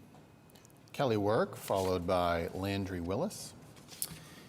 Good morning, Mr. Mayor and members of the City Council. My name is Kelly Work. My address is 105 North Hudson, Suite 304. I'm here on behalf of a group of residents within the urban core that have organized informally in response to this proposed accessory dwelling unit ordinance. We do have an amendment that we have submitted that we would ask you to consider today, and I want to give you some reasons why we think that is appropriate. As you all are aware, under the current ordinance, if you seek to add an additional residence in the R1 district on a particular lot, it does require that you go through a rezoning process. So you would either have to rezone it to a more dense residential district or go through the SPUD process. That has the advantage for the neighborhood of giving the surrounding property owners notice and an opportunity to be heard. This proposed accessory dwelling unit ordinance would remove that notice and hearing and would allow accessory dwelling units, including in the R1 single-family district, as a conditional use by right, so long as the conditions are met. Our concern about the ordinance as presented is that it is going to incentivize more corporate investment buyers, and that that will happen without the opportunity for notice and hearing, and that as a consequence will result in more investor-owned properties in these urban residential neighborhoods and fewer owner-occupied properties. And the consequence of that is that you gradually get a deterioration of the residential character if you lose the owner-occupied residence in favor of the corporate-owned absentee landlord resident. Our proposed amendment, we understand the objective of the ordinance to make the process less burdensome for accessory dwelling units. We are not opposed to that objective. What we would suggest, and this is what we proposed in the amendment that has been provided to each of you and to the staff and to the representatives of Oakmar, is that for the properties where the principal structure is not the primary residence of the owner, the property owner, that those would require notice and hearing. And the ones where an accessory dwelling unit is proposed, where the property is the primary residence of the owner, those would be permitted as a matter of right. It's only where the corporate investor type of owner would be coming in to acquire properties that there would be an opportunity for notice and hearing, and that would give the neighborhood residents an opportunity then to be heard and to have input on the proposed redevelopment in many cases. We think that would be a reasonable compromise to what is proposed. It would meet the needs to allow accessory dwelling units for what we've heard is the primary purpose, to allow residents to have an additional family member reside there, or a senior family member, or a caregiver, or to provide supplement income. If I exceeded my time, Mr. Mayor, You haven't. I think we get it. We got you've submitted All the right. amendment. Thank you. So in any event, we would simply ask that you consider that what we consider a relatively minor amendment. It would allow continued. Got it. We got it. You said it already. Thank All right, you, Kelly. thank you. All right. Landry Willis, followed by Gary Kaplinger. Landry Willis, 301 North Walker Avenue. And yeah, since the amendment's out there, I would like to address that first. We sent that up to our national association, and they determined that there's a lot of legal consequences with that amendment. Basic zoning principle determines how the land is used, not who uses it. Yeah, and just being honest with you guys, the average person doesn't know that this meeting is happening right now. They don't know their council member. They don't know where City Hall's at. What they do know is that rent and housing prices are going up. They know someone who is just starting out in their career, someone who is aging, someone who is disabled. They don't know what a SPUD is. I bet you they don't even know what an ADU is yet until their loved one has another bad fall. I would like to address the notion that corporate investors are the only ones that are going to take advantage of ADUs. It is simply false and fear-mongering by people who don't want density. A study in California found that only 9% of ADUs built were built by corporate investors. If we look at other Oklahoma cities that have ADU ordinances, Norman has only had 15 permits pulled since last March. Tulsa has only had 4 permits pulled since last March. I can give you a whole bunch of other studies and data that tries to prove the point I'm making, but a colleague of mine sums it up best. Richard McCown, who has decades of experience building here in Oklahoma City, gave me this quote on his behalf. "There isn't a corporation on earth that can make ADU construction a sustainable business model. That is simply not reality. We will be the first ones to tell you that financing and the costs of construction for an ADU doesn't always make sense for residents. But what does make sense is having your loved one living close by you so they can have an independent and dignified life. This ordinance makes the decision easier for the average family who want to build an ADU for their disabled child, aging parent, by not going through the costly and time-consuming SPUD process. With additional incentives from a revolving loan fund funded through the 2025 GO bond, that decision can begin to make even more sense. I urge you all to base your decision not on fear-mongering, but on tried and true nationwide best practices, which will help families out here in Oklahoma City. Thank you. Thank you. Gary Kaplinger, followed by Charlie Swinton. My name is Gary Kaplinger, 2244 Northwest 17th Street. I'm here today to ask you to vote yes on the ADU ordinance. Believing that ADUs are a step in the right direction, it only makes sense to begin removing obstacles in the way of building them. I would like to hit on a few specific thoughts today. Currently, the only way a homeowner would be permitted to build or even rebuild a damaged or delinquent accessory dwelling unit would be through this SPUD process, which is less than ideal. First, the SPUD process is expensive. The current fee just to apply for a SPUD is $1,800 with a proposed increase to $2,140. That factor alone would detract most homeowners from making the application in the first place. The current SPUD process is not only expensive, it's very time-consuming. In most cases, once the application is made, which itself can take many months to prepare, the process can easily take 4+ months. In addition, most homeowners do not feel knowledgeable nor equipped enough to navigate the SPUD process on their own, and generally have to hire attorneys and urban planners to make it through all of the hoops with any degree of confidence it will result in a positive end, which increases the cost of the project, inherently the rent required to make the project financially feasible. Other municipalities around the metro area, around the state, and all over the nation are taking steps to remove roadblocks to homeowners who wish to build ADUs on their own properties.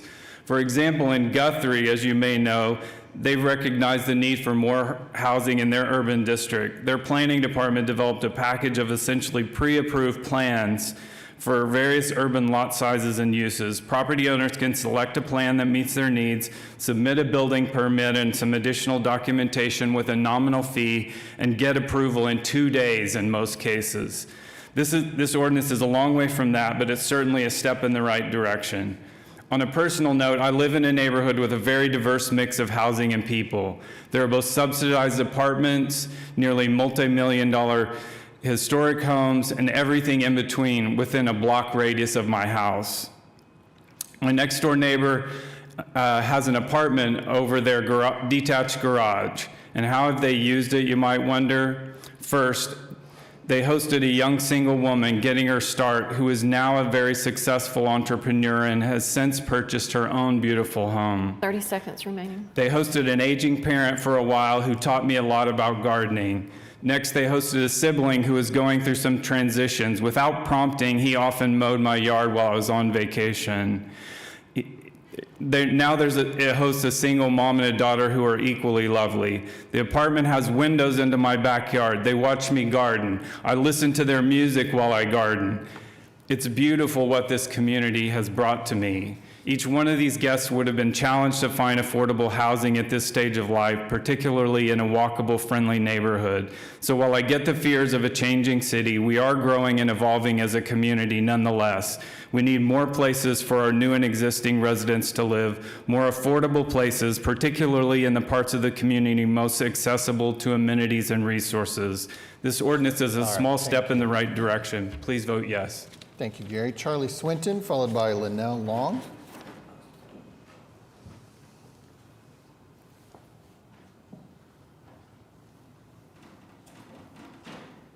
Good morning, Mayor, council persons. I'm Charlie Swinton. I live at 301 North Walker currently. We're in the process of moving to another place here in Oklahoma City. I have the honor and privilege of serving as president of AARP Oklahoma. AARP is the nation's largest nonprofit and nonpartisan organization. We work to empower people over the age of 50 so they can live their lives as they want, where they want.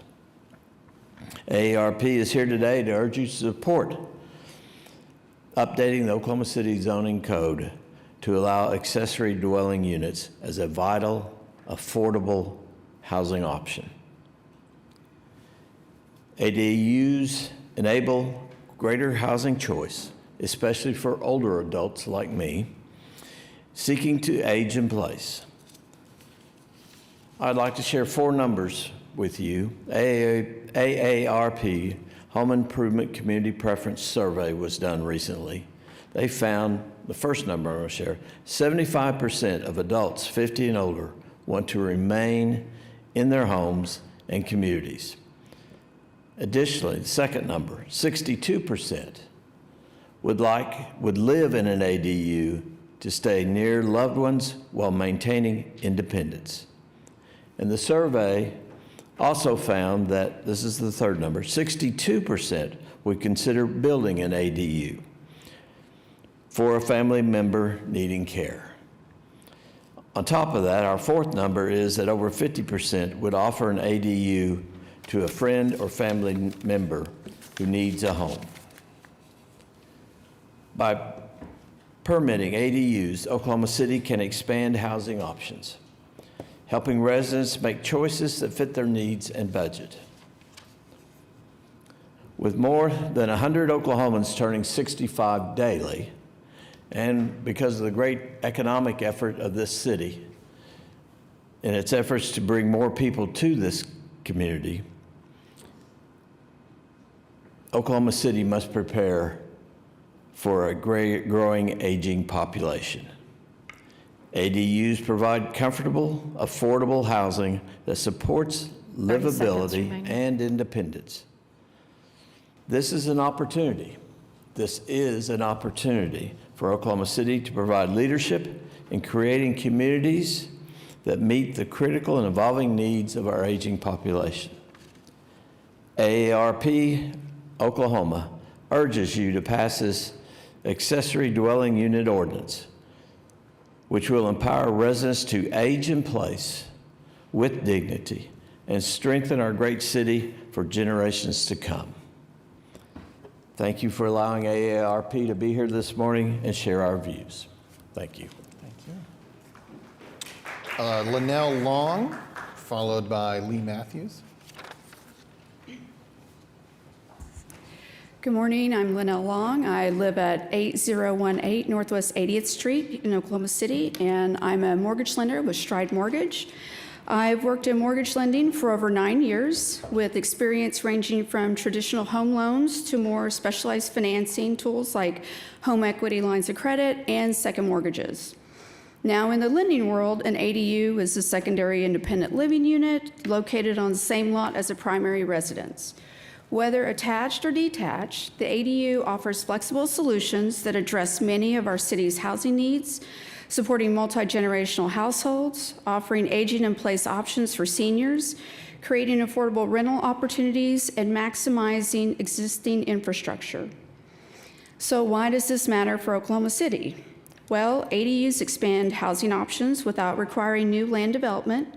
They offer paths to economic stability and generational wealth by allowing homeowners to earn rental income. They also give families a way to live closer together, an especially relevant solution for aging parents, college-age kids, and essential workers. Financing options are already available for ADUs. Conventional loans offered through Fannie Mae and Freddie Mac. They're widely accessible and can include rental income from the ADU when qualifying the borrower. FHA loans also allow rental income from ADUs to count toward qualifying income. FHA also allows home renovation loans that can be used to build or convert attached ADUs. VA loans, veterans and active duty service members can finance homes with ADUs. The HUD 184 loan, which is designed for Native American borrowers. These loans permit one ADU on the residence and offer favorable terms as well. And then finally, home equity financing for existing homeowners. For those who already own a home, second mortgages or home equity lines of credit offer flexible ways to fund ADU construction without needing to refinance the entire property. In short, these financing tools already exist. The guidelines are clear, and the benefits to our community, affordability, flexibility, and sustainability are well worth supporting. By continuing to promote zoning, outreach, and education around ADUs, this council can help create more inclusive and resilient housing options for Oklahoma City families. 30 seconds remaining. Thank you for your leadership and for allowing me time to speak. I'm happy to answer any questions about Lenny that you might have. Thank you. Lee Matthews, followed by Gary Jones. Good morning, everyone. My name's Lee. I build tiny houses in people's backyards in the Oklahoma City area. I spoke a couple weeks ago, and I wanted to update on that. I spoke with a lady from your district, Councilwoman Heyman, and she called in. She's watching right now, probably. People watch this. I didn't know that. We're on YouTube right now. Did you guys know that? No. I had a voicemail in my mailbox that said, please help me, and I won't go into details for her sake, but she has a medical reason to have her brother very close by. She can't drive occasionally, and she needs her brother to drive her to the doctor. She can't have him living way over there. She needs to have him very close by. So I wanted to just speak on her behalf, on behalf of many others. It would be great if we could keep this as simple as possible with getting this ordinance passed. It's important to the people that call me that are struggling with a list of things to be able to do things quickly and inexpensively, as has been mentioned before. So I wanted to put that in front of you, and I also wanted to express my gratitude. I know there's been a lot of work and a lot of hours put in by each of you to study this, and I just wanted to express that gratitude. Thanks. Thanks. Gary Jones, followed by Sarah Casey. Good morning, Council. I've been up here, I don't know how many times talking about this. I'm Gary Jones, the Government Affairs Director of the Oklahoma City Realtors, but I'm also a proud Oklahoma City resident of Ward 4. Thank you, Councilman Stone, for all the great work you do. This has been a long journey that has brought us to this point. From the beginning of the conversation, when the planning staff started looking at the zoning code update, there was surveys, there have been hearings, there was a planning commission task force, there have been town hall meetings. We have been discussing this for quite a long time, not to include the fact that the actual ordinance proposal itself started a year ago in March, and that's what has led us now to hopefully finally a vote. There are those that ask, why are realtors so concerned about this? Why is it a big deal? We're not so concerned about an ADU ordinance. What we are concerned about is the future of housing in Oklahoma City. We have some very unique challenges for those of us who don't make a living to where we can afford a $200,000 or a $250,000 house. ADUs are not the silver bullet, but they create an arsenal to add to the strategies that this city can utilize in order to address housing challenges across our community. Also, I know that there are legitimate concerns. Kelly and the other residents have lifted up a very important concern, and that concern is what impact will investors have on housing in Oklahoma City? We legitimately work with our national association, as Landry pointed out, in order to survey and research what's happening not only in Oklahoma communities that have ADUs, but across the country. from Phoenix, Seattle, to Austin and other places. And you know what we found? That concern has not become a reality. It doesn't mean that it won't, but it's like with every change that we make, sometimes you have to make the change. But you know what's great about having you guys here? 30 If we have seconds to make remaining. modifications or changes, we can come back and we can make that happen. So I ask you, please adopt the ADU. It's time. And if we need to come back and make changes, you can make that happen in the future. Thank you. Thank you. Sarah Casey, followed by Joy McGill. Good morning. My name is Sarah Casey, and I was asked to speak this morning on behalf of the Oklahoma City Metropolitan Association of Realtors. I have also been here, I don't know how many times, and discussed a variety of different aspects. And I know that from this horseshoe, you're all asked to be professionals in lots of different fields that you don't hold actual professional knowledge in. So let me point out a couple of things. One, the amendment that's being proposed is not practical. There are so many people that utilize their homes as a business, and it doesn't necessarily make them an investor. They might have an LLC owning that home. It just means that the house needs to function as some sort of their business. Farms have the same thing. A trust can own a property. It's an entity, not a person. And is the next step to go to each one of these private property owners and demand of them the reason that they selected this as the way that the home took title. In addition, when we say affordable housing, there is no one proposing here or even validating that an ADU would be an inexpensive thing to create.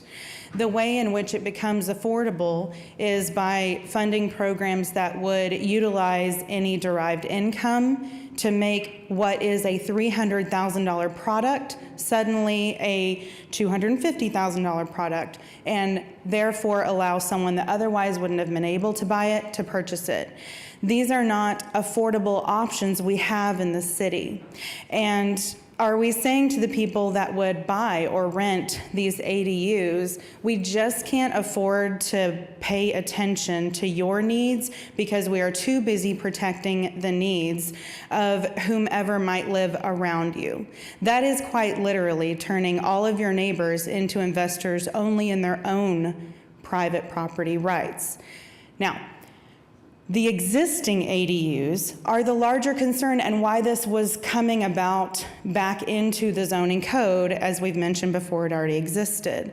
Are we saying to these people that were not consulted many moons ago when these were originally built that we care more about our peace of mind than your dilapidated structure or ability to do anything with it to keep their own properties intact? There's many cases in here where the utilization is going to be more prominent than the new construction of it, and I ask that you vote today and vote yes on it. Thank you. Thank you. Joy McGill, followed by Pete Gelvin. Good morning, Mayor, council members, and neighbors. My name is Joy McGill, and I'm also speaking on behalf of AARP Oklahoma.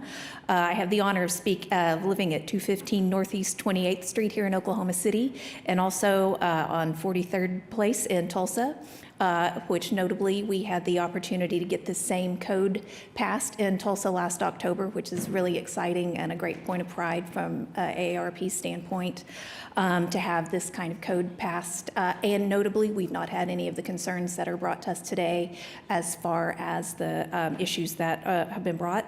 One of the things I want to say today is not so much from the point of AARP, but as a daughter. My parents are in their early 80s, and they still live in their own home today. They live in their own home, and they are slowing down, but we want them to be able to remain independent. But the opportunity of having an ADU does just that for them. They can live nearby, but gives them a little extra support and help when needed. And that keeps them just right there in the heart of a community where we can take care of them, but give them their own independence.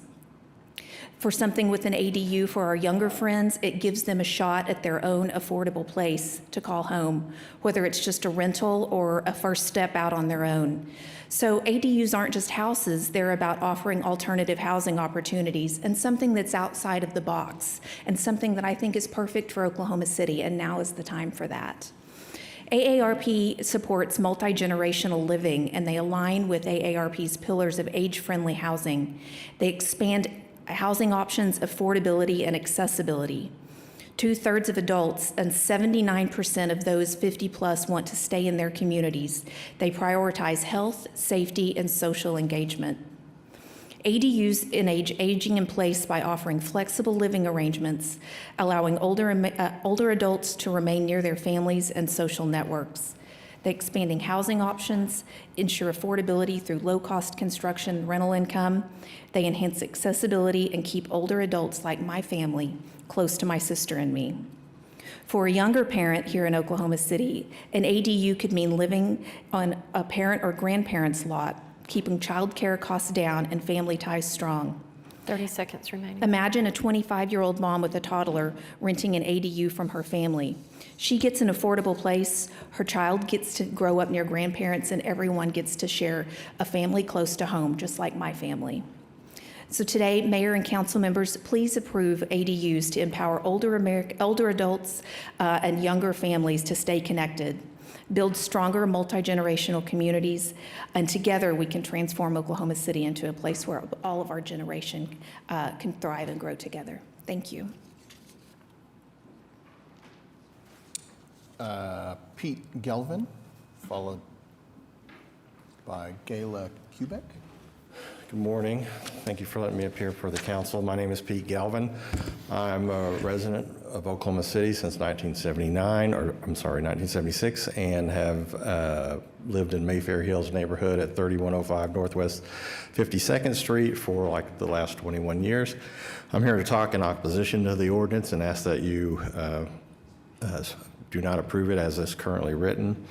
I normally would say if it's not broke, don't fix it, but I do realize that the PUD process can be cumbersome for some, and I would not be opposed to amending the ordinance to allow what's been called as a SPUD light, where you make it more efficient to apply for one.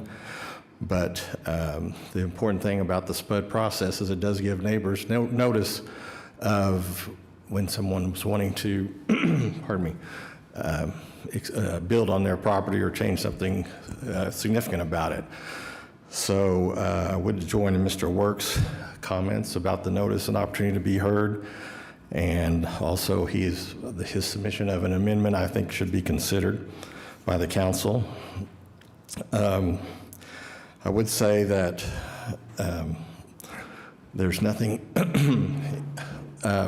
by rejecting the ordinance that keeps people from building accessory dwelling units. All this fear-mongering and clutching of pearls as to how they're not going to be able to build accessory dwelling unit if you don't pass the ordinance is not the way it is. No one's saying that an ADU can't be good in its proper place.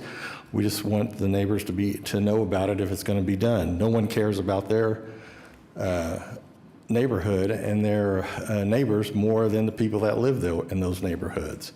And if you enact something that keeps them from knowing about what's going on in their own neighborhood, you're not going to get the feedback that you need in order to make an intelligent decision as to whether a building project should or should not be allowed. I would also point out that at the Planning Commission level of this ordinance, our neighborhood did submit petitions that over, I think, 65% of the neighbors signed the petitions asking that the ordinance not be adopted. So I would remind the council of that. And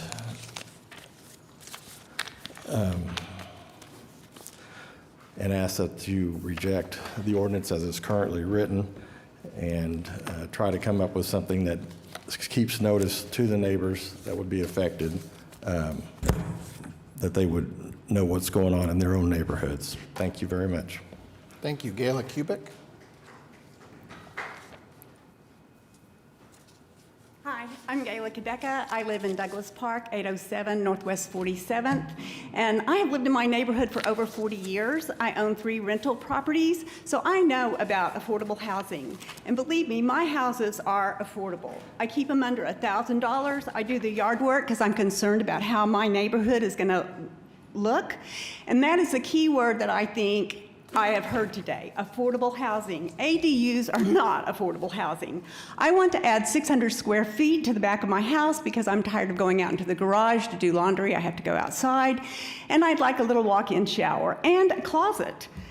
It's going to cost me over $150,000. Do you think that I'm going to be able to rent that little place to a school teacher for under $1,000? No, not if I have to take out that kind of loan, and I'm not having to put in any electrical. My electrical's fine. I have the plumbing right there, and my heat and air is big enough to house it. When you're talking about building away from your house, you're having to put all that in.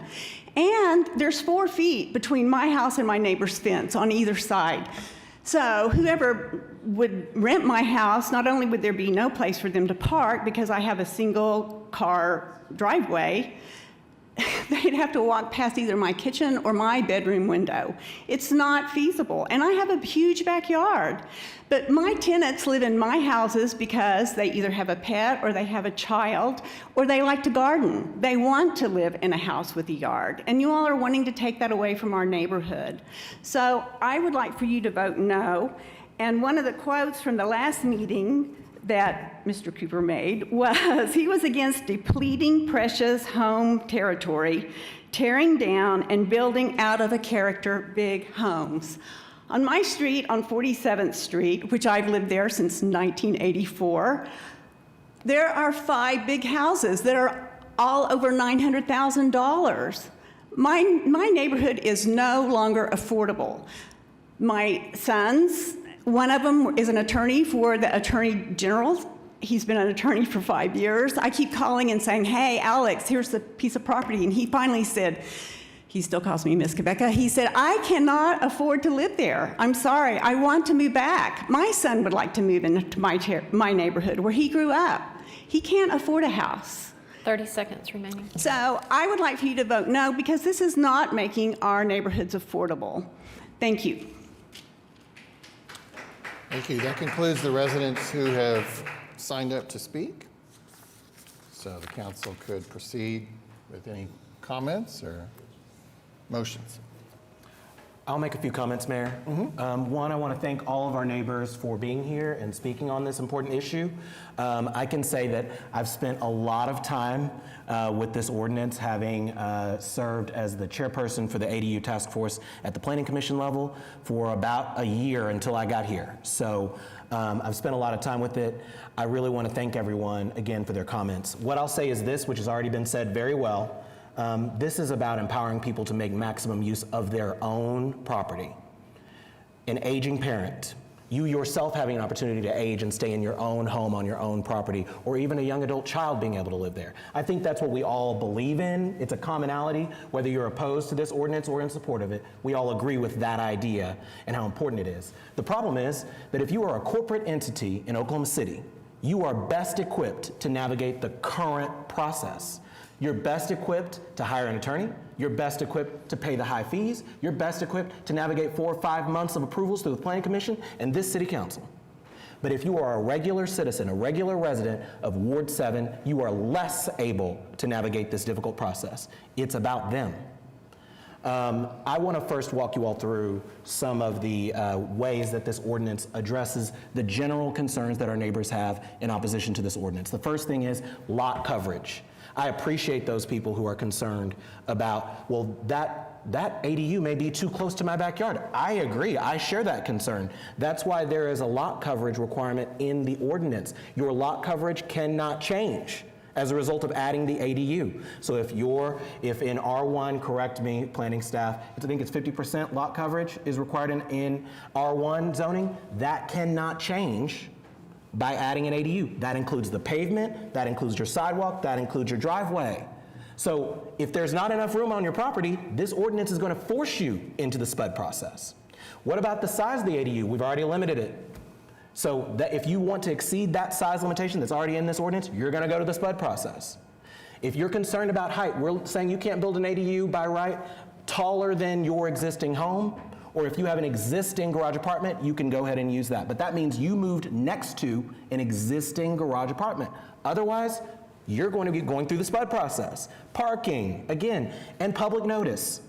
It's the same. I think the parking requirement is not something that I agreed with particularly, but in the spirit of compromise of addressing concerns that our neighbors have about there being potentially a lot of cars in the street, this was one of the ways we did it. There is public notice, including in this ordinance, and I want to be clear. Some people may believe that it is not sufficient, and I understand that.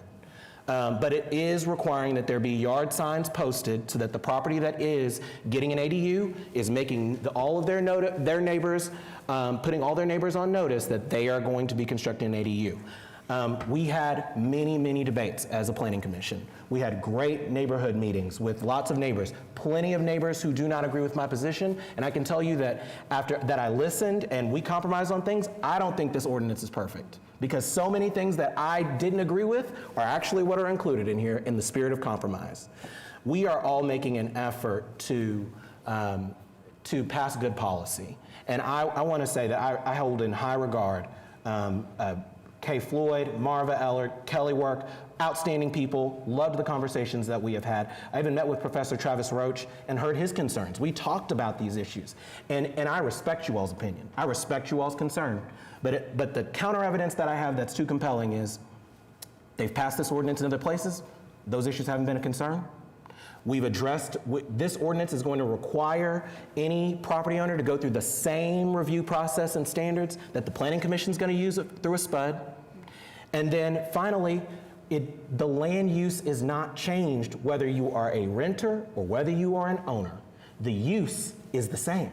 So as far as the Planning Commission's decision making about whether or not to approve a new ADU or not, we don't take into account the status of being a renter or an owner. We take into account the land use, and it's the same, giving people a place to live. So again, I respect our neighbors. I respect those who disagree with my opinion that this is very helpful policy. We know it doesn't solve the affordable housing crisis in this country or in this city, but it does get us one step closer to better accessible better accessible housing for the public in this community. And so I stand in strong support, and I know it's not perfect, but I think we're making the right decision to move in the right direction. And we'll have another opportunity to review this policy as we look at the zoning code update soon. Thank you. Any other comments? Yes. I received an email in March from a Ward 2 resident named Carol, who, after I'd already responded to her concerns about ADUs, she responded to me, "Please tell me why you support this plan. I don't understand the reasoning. Thank you, Carol." So I'd like to give that reason today. And I plan on sharing a link for her to my comments so that she can see this public set of remarks. First, my reason is another Ward 2 resident named Cedric. And here's what Cedric sent me right around the same time. Councilman Cooper, I appreciate the work you have done to help revitalize the urban core of OKC. I write to encourage you to support the accessory dwelling unit ordinance. My wife and I live in the lovely Cleveland neighborhood. Before buying our first house here 5 years ago, we lived in Linwood Place and Las Vegas neighborhoods. And when we met, I was living on campus at OCU and my wife was living in the Shepherd neighborhood. In short, we love Ward 2. As a quick aside, me too. From 2012 to 2017, we lived in a small garage apartment behind a house in the Las Vegas neighborhood. It was the perfect home for us at that stage of life, affordable and close to school, jobs, and countless activities. It was also a beautiful picture of community. We walked the dog for the family who lived in the primary residence, watched their kids grow, and grew close to the family. Even now, nearly a decade since we moved, we still keep in touch. We now have the chance to make this possible for others too. If the ordinance passes, we will apply to build a small dwelling unit on our double lot in Cleveland. The income from the unit would help us offset the ever-rising cost of living. And at the same time, we could make it affordable and accessible for someone else to build their own story in life in this wonderful community. While we won't be able to make the public hearing, we wanted a chance, to share our story with you and encourage you to make this possible for others too. We have a warm and welcoming community here in Cleveland, Ward 2, and in the urban core of OKC. Thank you again for the role you have played in making it so and for investing in the future of our city. Best, Cedric. I share that because I've heard people both in emails and sometimes from this horseshoe say we have only received letters of opposition. And I wanted today to share with you a letter of support. Not just a letter of support, but a letter of experience. You all know I love telling a good story, and I wanted to share somebody else's story with you. The other thing I wanted to share, so that's one piece to Carol of why. The next reason of why is you might have seen from CBS News over the weekend a report come out that says that the bottom 60% of Americans can no longer afford their basic quality of life needs. As an English professor and former middle school teacher, can I rewrite that headline? The majority of Americans cannot afford their basic quality of life needs. When you say 60%, just want to do some simple math there for you.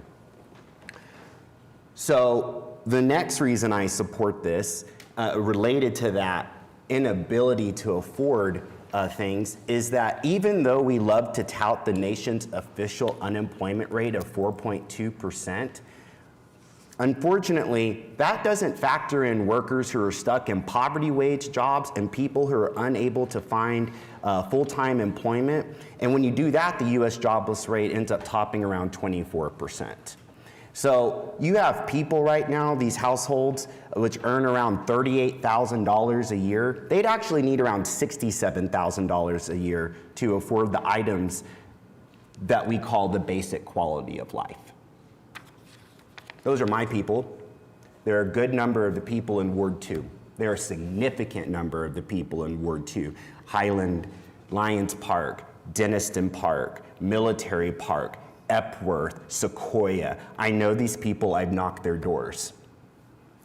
I've seen their homes. I've seen their passion to want to be able to afford to live in the urban core. The next reason, Carol, that I am supporting this ordinance is right now, we're going through a bit of an existential change. And I'll just conclude with this one. So I'm going to quote from David Leonhardt, the author of the book, Ours Was the Shining Future, The Story of the American Dream. This was an interview with the PBS NewsHour. And the question was this: is renting these days actually the better option? David responded to this interviewer saying, for most people, it is the better option. That is, if you don't already own. I'm not saying that most people should sell their homes if they own.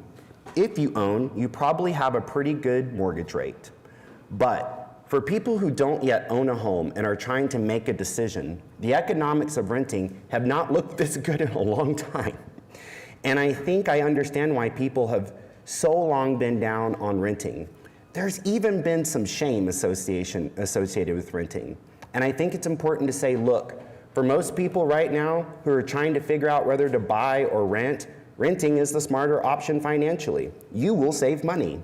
And there's a reason there's so much of a sense that Americans should never rent, which is we have this huge industry, some of y'all aren't like this, the real estate industry, that makes a lot of money from selling, a lot more money, in fact, from selling homes than renting them.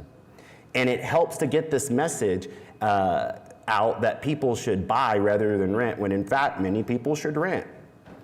The reporter responds, but on the other hand, David, rents are sky high right now. And he points out that the national median for a one-bedroom apartment was roughly $1,500 a month. It's $4,300 a month in New York City. So isn't that throwing away money in the sense that you're not building equity when you're buying that, when you're paying that much for rent?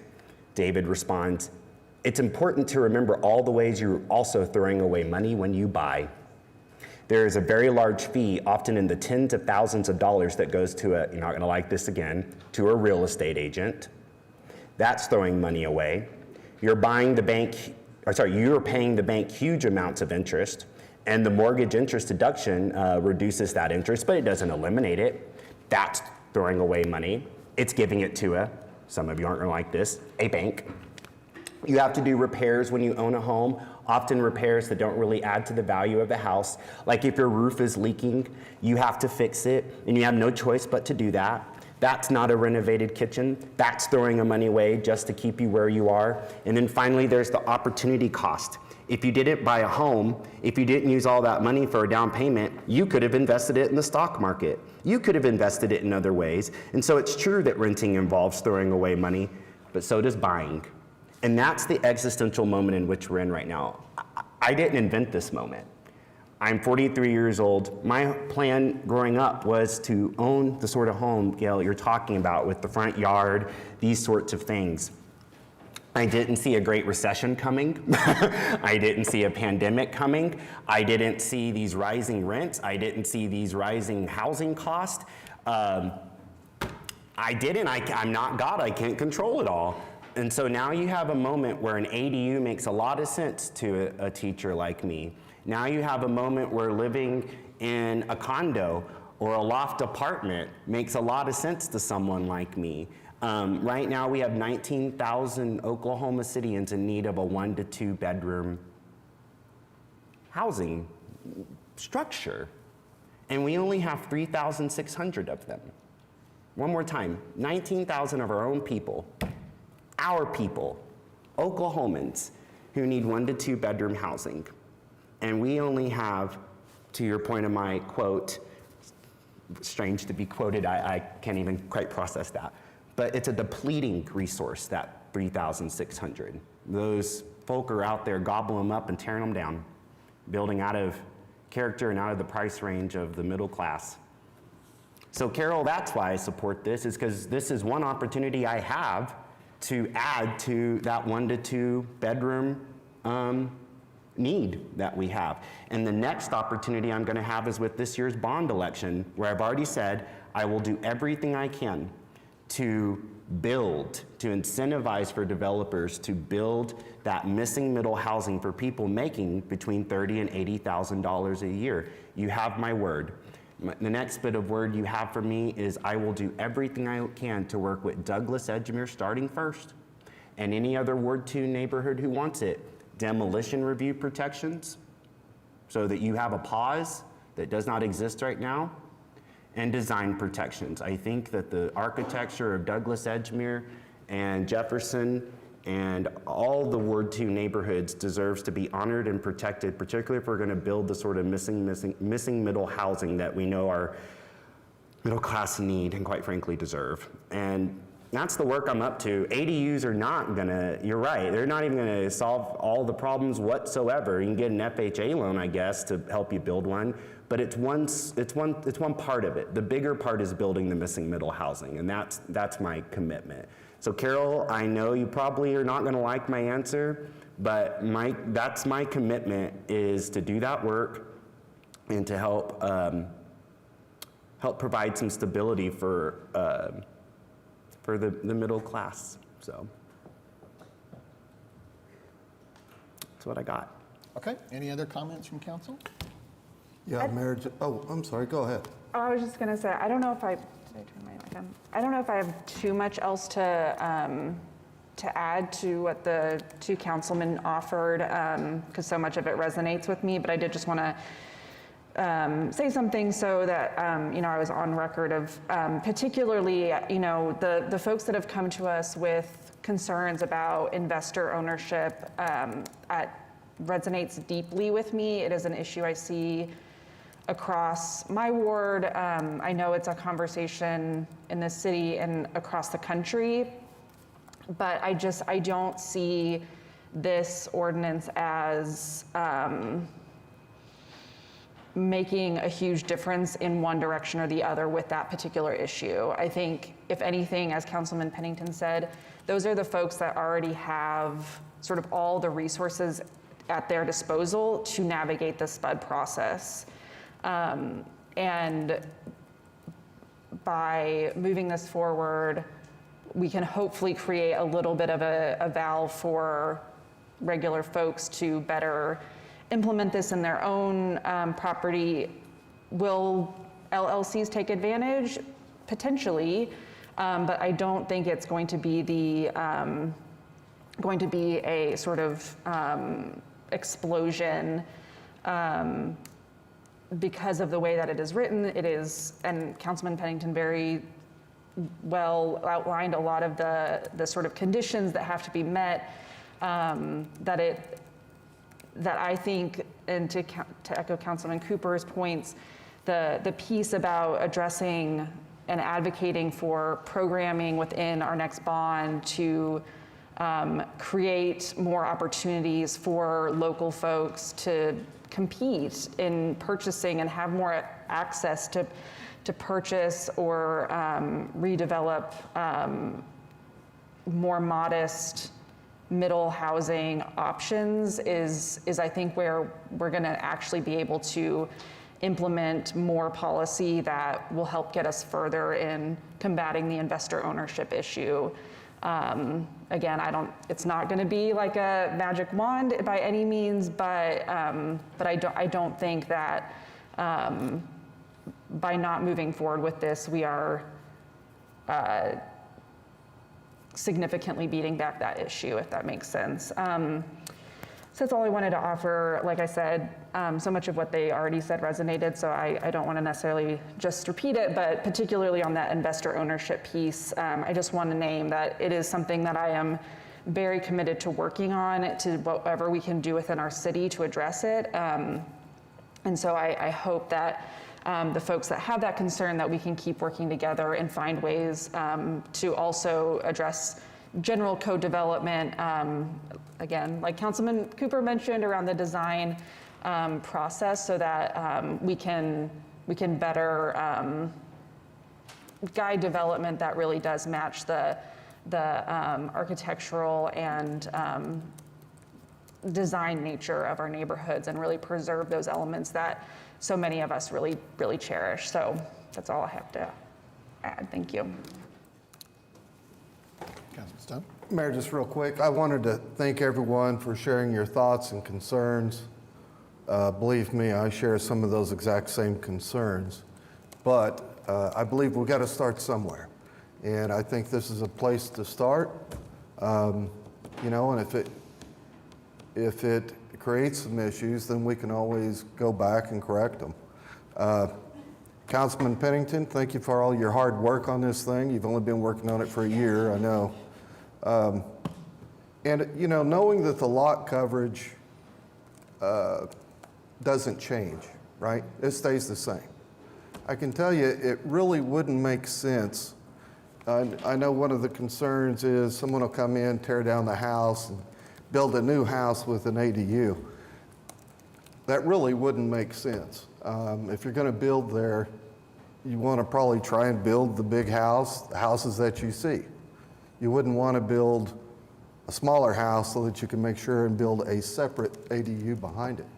Fiscally, it just wouldn't make that much sense. Could you have a background in development? A little bit. Yeah, would you help me understand that just a little bit more? Because I'm understanding that, because I think that is a concern I share with the neighbors too.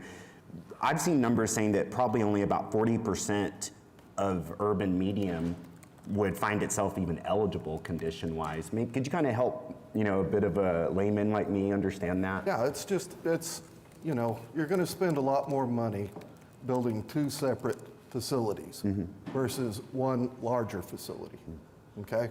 Because a lot of that, you have to pay double costs. period. So, Your exterior walls, all of your exterior Right. infrastructure. The versus interior. Sharing a wall, if you're sharing a wall, it's more efficient. Yeah. So, I don't know, and I know I've talked to Tulsa. They approved the ADU thing.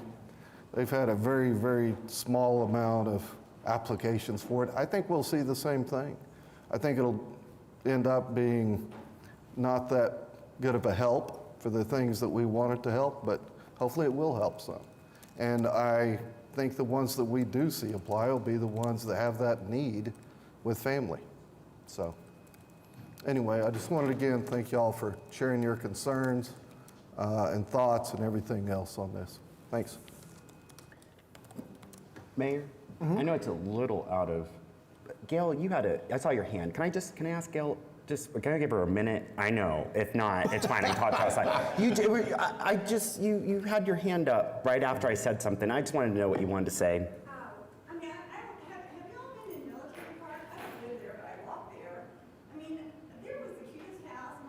I don't know that this is helpful. I think we need to move on. Okay. I think she's had her time. Thank you, Gail. Yeah, you're right. Yeah, I think this is, we're ready to vote. Okay. Thank you. Thank you for sharing. I tried.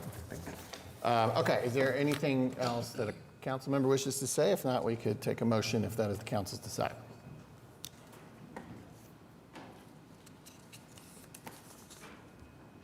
We have a motion and a second. Cast your votes. Passes unanimously. All right, now we're moving on to item 11L. This is an ordinance to be introduced and set for final hearing on June 3rd. This is the first of two scheduled meetings. This relates to fees charged by the city. Mr. City Manager, I think there's a presentation. Yes, Jeff Butler, our planning director, will present the concept with these fees. I will say as he's coming, we did the fee study a couple of years ago, or last year actually, made the recommendations. And not all of the fees that we had recommended we implemented at the same time, and so this is associated with those, so I'll let Jeff just kind of walk through what we're recommending. Thank you, City Manager. Jeff Butler, Planning Director. I'll just walk the council through briefly some proposed fee changes. So just an introduction. As the council may be aware, many of our fees do not cover the full cost recovery of administration. Some are not close. Some are roughly at full cost recovery. Periodic fee increases are necessary to keep up with inflation to help us maintain our quality of service over time. We last updated our urban design and HP fees, that historic preservation fees, in 2020. Subdivision and zoning fees have not been updated for many years, well before 2020. All the new fees that you're about to see are at or below full cost recovery. So here's just a summary of the fees that we'll be looking at, and I'll show you a few tables after this that show you the increases.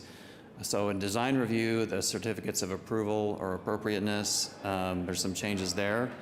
Under subdivision and zoning, administrative deed approvals, rezoning applications and amendments, and easement closings. And finally, the Board of Adjustment, we'd be adjusting appeals from administrative decisions, which happens rarely, and special exceptions for home sharings, which happen much more often. So here's the first table of three historic preservation fees. So we'd be seeing some increases there. These are modest fees for administrative approvals and some commission reviews for historic preservation. Happy to answer any questions as we go. These are design review fees. They cover the various districts, for example, downtown, Bricktown. So the administrative approval is going up somewhat from 200 to 250. Commission review with no new construction, there's no change.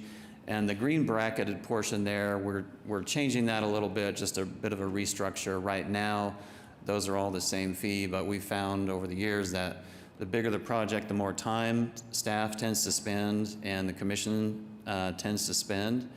So you'll see there a differentiation. The larger the building, the higher the fee, and that certainly would be reflective of reality and then in terms of the amount of time spent reviewing. Here are the subdivision and zoning fees. The administrative review there, deed approval on top, still below full cost recovery. We've processed quite a few of those. The application for minor amendment for a PUD is changing, and also for an SPUD. The last three, application for easement closure, for redistricting, that's just a rezone, that second from the bottom, going up, I would say a modest amount, kind of reflecting inflation and the cost of doing business. And finally there, the application for a rezoning for a SPUD is going up a little bit as well. I believe this is the last table.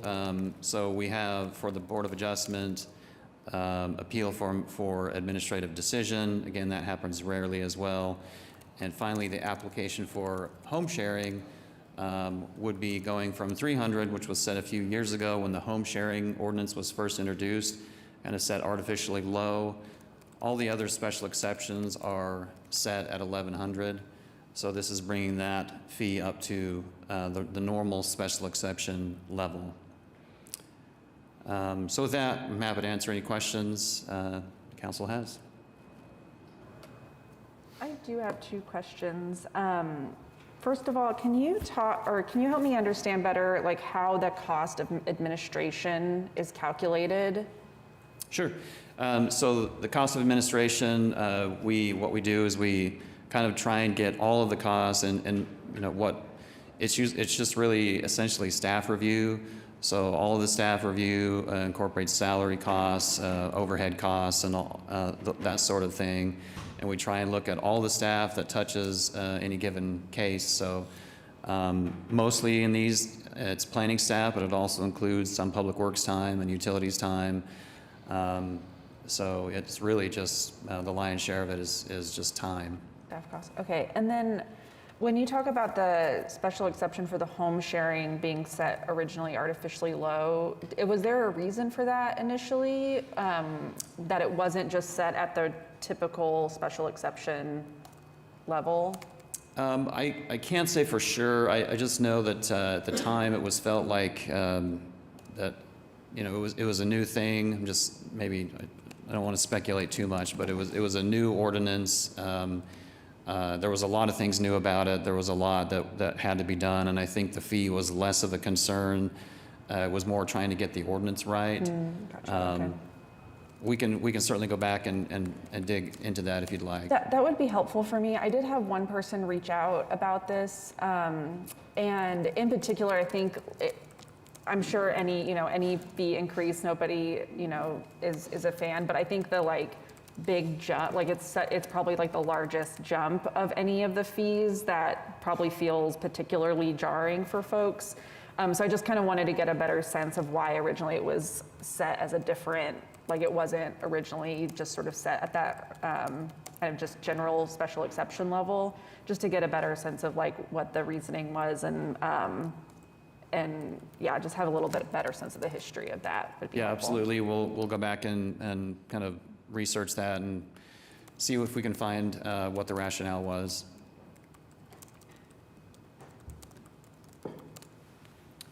Any other comments or questions? Thanks, Jeff. Thank you. Okay, well, we can go ahead and introduce this proposed ordinance change.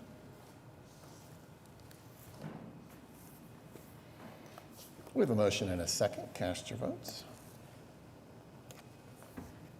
Passes unanimously. Final hearing set for June 3rd. Okay, 11M is a public hearing regarding the dilapidated structures here listed. Amy, has anyone signed up to speak?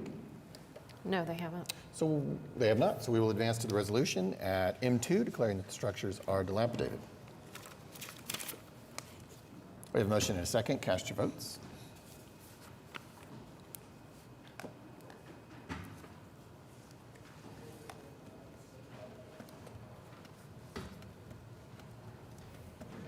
Passes unanimously. All right, N1 is the public hearing regarding the unsecured structures here listed. Amy, has anyone signed up to speak? They have not. So we will then proceed to the resolution at N2, declaring the structures are unsecured. We have a motion and a second. Cast your votes.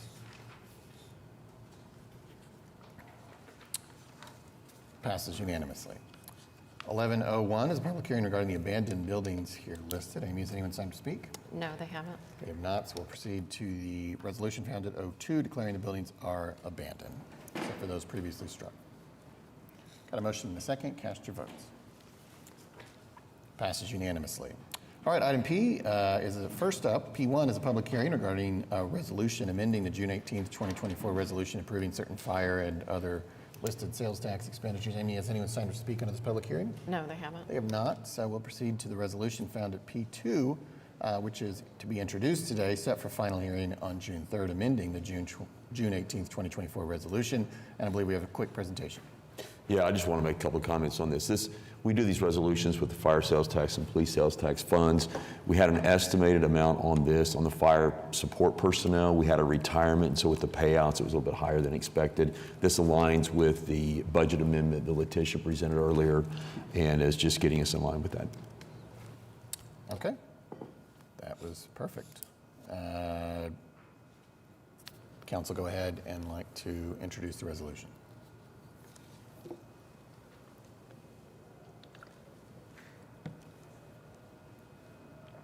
We have a motion and a second. Cast your votes. Passes unanimously. All right, 11Q1 is a public hearing regarding the resolution approving the 2025 through 2029 consolidated plan and 2025 through 2026 first-year action plan. Amy, has anyone signed to speak? No, they haven't. They have not, so we'll proceed to the resolution at Q2 approving said plan. Presentation as Yes, well. Ben Davis is going to give us a quick presentation on the plan for 25-26.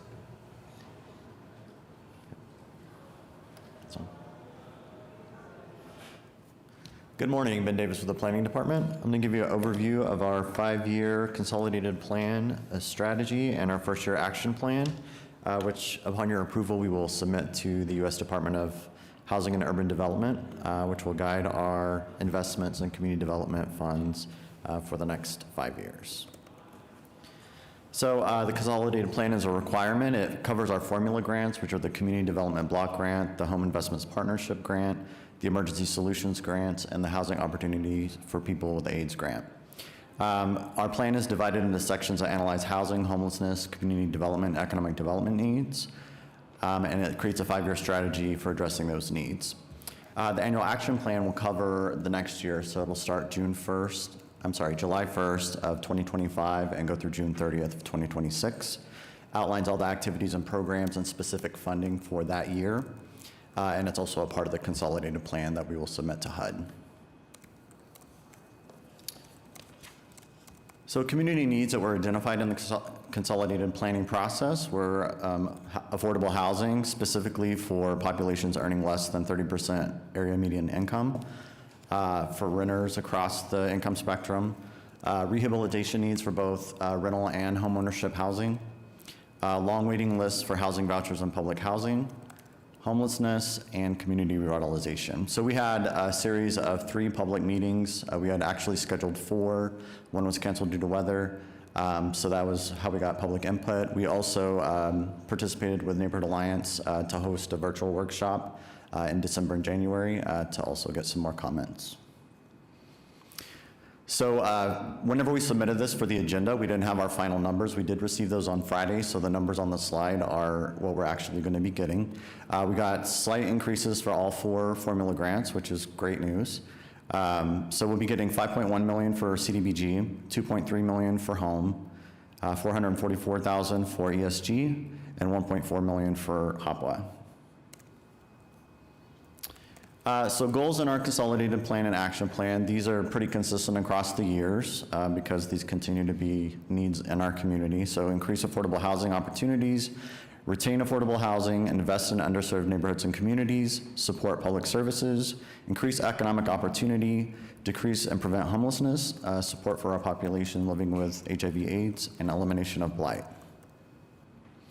So under the goal for increasing affordable housing opportunities through our Affordable Housing Development Program, we are proposing allocating $400,000 for 2 new for sale homes in the SNI MLK neighborhood, $800,000 to help complete Creston Park, which is in Northeast OKC, $308,000 for Hillcrest Green, which is currently under construction. So you might have seen some of these projects before. Some of these are carryovers from the previous year because they're still in process. For Vita Nova, $1.2 million for 75 affordable permanent supportive housing units.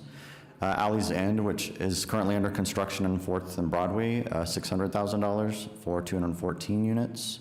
And then we'll have $2.1 million available for solicitation under this program, which now that we have completed our consolidated planning work, we're going to start working on that RFP process, and that'll come out later this year.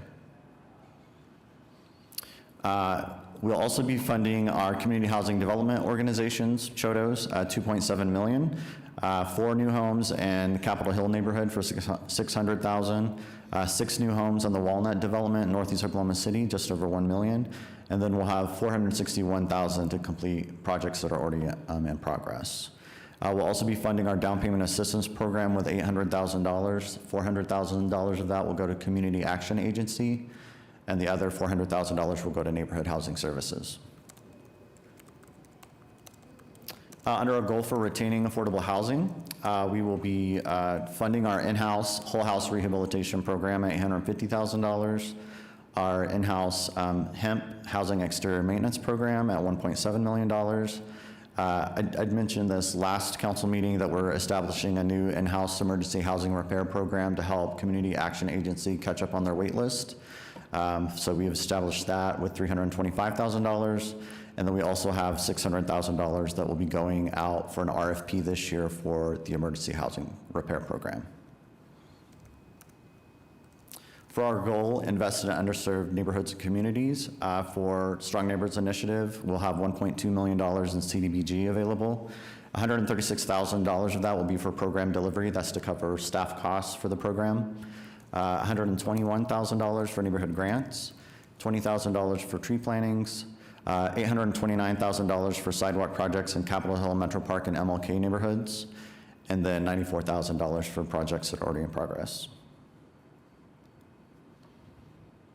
Under our general public facilities program, so this is non-SNI areas, we'll have $1.265 million in CDBG funds available.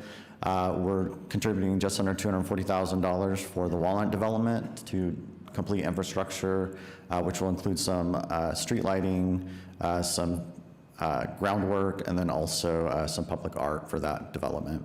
$200,000 will go to the Garden Oaks Community Center, and then we'll have $825,000 available for solicitation. So if we have a project that comes up that needs infrastructure, supportive infrastructure, we'll be able to fund that. For Strong Neighborhoods Initiative Public Services Program, we have $565,000 in CDBG available. That is subject to a 15% public services cap by HUD. We'll be providing $350,000 to support the after-school programs in the SNI neighborhoods, $45,000 for the Safe and Tidy program, and $170,000 for tree assessment and removal of hazardous trees. Other public services we're funding are COTPA's Sheriff Fair. We've been funding that for many years at $105,000. And then we fund a portion of a position at CASA to provide court advocates for youth at $46,000. Under our goal for increased economic opportunity, we will be providing Community Action Agency with $40,000 for their small business services program. We will retain $100,000 for Section 108 loan contingency. That just means if somebody fails to make their Section 108 loan payment, that we will be able to cover it. And then we'll be providing $300,000 to New View to help them complete a new water line upgrade to help them be able to expand their facility. Under the goal, decrease and prevent homelessness, all of our emergency solutions grants funds support this goal. Those funds are distributed through the Continuum of Care Board through a separate process. They support activities such as rapid rehousing, emergency shelter, street outreach, and homelessness prevention. So that's a small portion of our total COC budget. We get to about $6 to $7 million a year total for homelessness services. Under the goal, support those living with AIDS. All of our HOPA funds go to this goal. Those are also distributed through the Continuum of Care Board. Those support activities such as tenant-based rental assistance, short-term rent, mortgage, and utility assistance, permanent housing placement, and housing services. Most of the beneficiaries for this program earn less than 30% of area median income. Under the goal elimination of blight, this is through the CDBG program. We provide $250,000 for development services to secure vacant and abandoned buildings, and we provide $788,880 to Oak Cura for urban renewal completions. So that's to do work in our urban renewal districts. And then lastly is administration and planning. So this covers things like most of my division's staff, program delivery, any planning activities that we do as a part of community development. So administration will be $873,000, planning $45,000. We provide $93,000 to Metro Fair Housing to provide fair housing support, and then $236,000 for our home housing program for staff. And that is the conclusion of my presentation. If anyone wants to learn more about the plan, they can go to this link or scan the QR code for more information, see the complete plan. Any questions? I do have a question. Yes. Thank you for the presentation. And I just wanted to, and you might not have like all the answers right now, recognizing there's still a lot of things moving and will continue to move, but I recently received an email from HUD, or not HUD, from the National Center on Homelessness programming. I can't remember the full name of the organization. It's always very long and lots of letters, but they were sending out information about the proposed presidential administration budget, and in particular the budget, HUD's budget, and the ways that the things that are being proposed, I guess. Including, like, my understanding, and you might have more information and can correct me or refine what I'm saying, but my understanding is that, like, home, CDBG, COC, ESG funding is being proposed to be just sort of all consolidated and, like, given to states as block grants, and cut. And so I'm curious to hear, like, if you all have any updates or if you're following that conversation, and I guess opportunities for the city to have a voice in advocating, because recognizing how crucial these are for a lot of these neighborhoods and individuals that really need this kind of support. And if you have a sense of like how that might affect, if it, recognizing that it might not just be approved as is, but if some iteration of that were to take effect, kind of what that would look like for us here in Oklahoma City. Well, we haven't received any official communications from HUD on any potential budget changes for the next year. So I'm not sure. I mean, I've read some of the same things that you've read about the programs totally being cut altogether.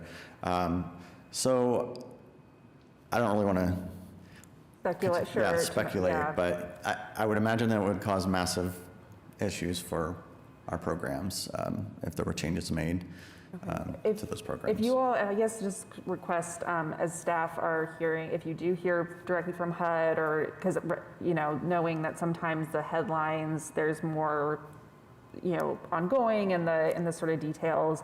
But I did just want to flag that because I think it is concerning to me as like looking at every year, seeing this plan and seeing how much of it impacts Ward 6 and impacts residents across the city, and ability to have kind of these like revitalization opportunities without having to rely on local dollars, you know, and making sure that, you know, our federal taxes are coming back to us and supporting these needs in our community.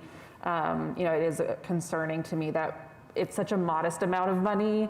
You do so much work to get it into these different, you know, avenues to meet such like range of needs. And so the idea, one, that it would get cut is really concerning, but then sort of the question about like the just programmatic changes and sort of just like smushing it all together into one pot of money is, I'm just curious about what the, if maybe there's some positives that might come out of that I'm just not aware of. So would be curious to hear as you all get information from HUD and as this kind of continues to move forward. So appreciate the presentation.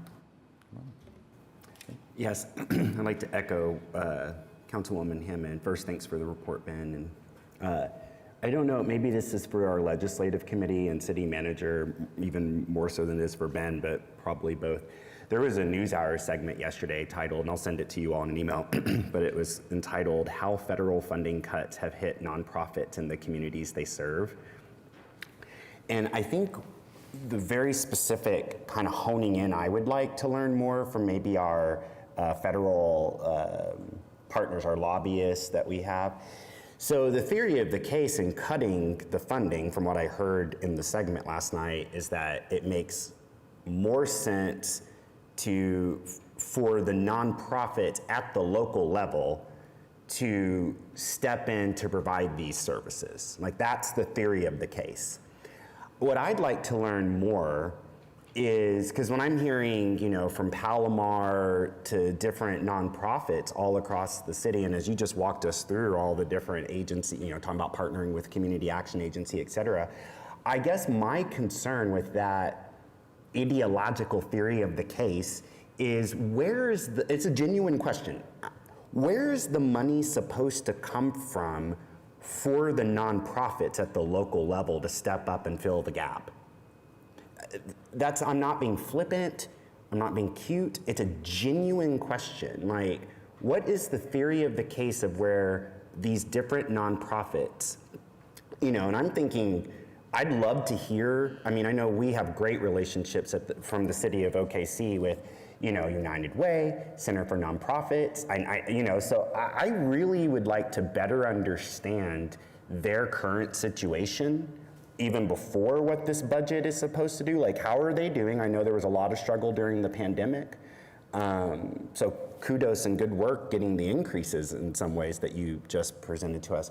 But as I was watching that segment last night, that was just the most basic, again, maybe layman's question I had was like, how are nonprofits doing currently? And if this budget goes through that says we're going to cut this funding so that at the local level, the nonprofits can step in and fill the gap, I want to know their capacity to do so. Because it doesn't seem like, from what I've heard from our local nonprofits, that they really have that capacity, that in fact they rely on this funding. So I'm confused by it, and so I'd like to learn a little bit more the situation from, we have long-standing partnerships. Yeah. Some shut off. We can definitely reach out to them, but I would say exactly what you're saying, that any of them that rely on grant funding, not all nonprofits rely on grant funding, Sure. but any of them rely on grant funding, it's going to be a significant impact to them. And their other sources of revenue are generally going to be donations that they receive. That's the largest source of revenue generally. But we can reach out to see if there's a general answer on that. I know specifically each nonprofit's going to have its own situation, but certainly those kinds of reductions, both on the nonprofit level as well as on our level, would have an impact on services in our community. Thank you for sharing that perspective. I share it. And the other thing in that segment, and you'll see it when you all get to watch it, though it sounds like you're probably already there in a lot of ways, but the idea was that those nonprofits would be able to reach out to philanthropy, private philanthropy. And so immediately I started thinking of, some of the people who, literally the names who've stepped up in Oklahoma City to, who have deep pockets, but it just makes me wonder, how deep are their pockets? You know what I mean? Like, and I literally think about 5 to 10 people who just immediately come to mind who, we all kind of appreciate their generosity. I'm grateful, but I don't know that they can really step in the way that this budget is and this philosophy is asking them to. So yeah, city manager, if we could kind of start doing some outreach, and then how can the city of OKC, maybe through our legislative committee, with that knowledge, what we learn, be able to express to our congressional delegation, like, hey, like, yes, maybe in theory, we see how you got there, but in practice, the community our local community can only do so much, especially when you look at our middle class and the struggles that they have. It's like, how are they supposed to do this? There's the Oklahoma standard, but then there's just like an unreality of what how deep our pockets are. So if you could kind of help do some research there, and I mean, if I'm wrong, but I have that worry. And thank you again for your presentation, and thank you, City Manager.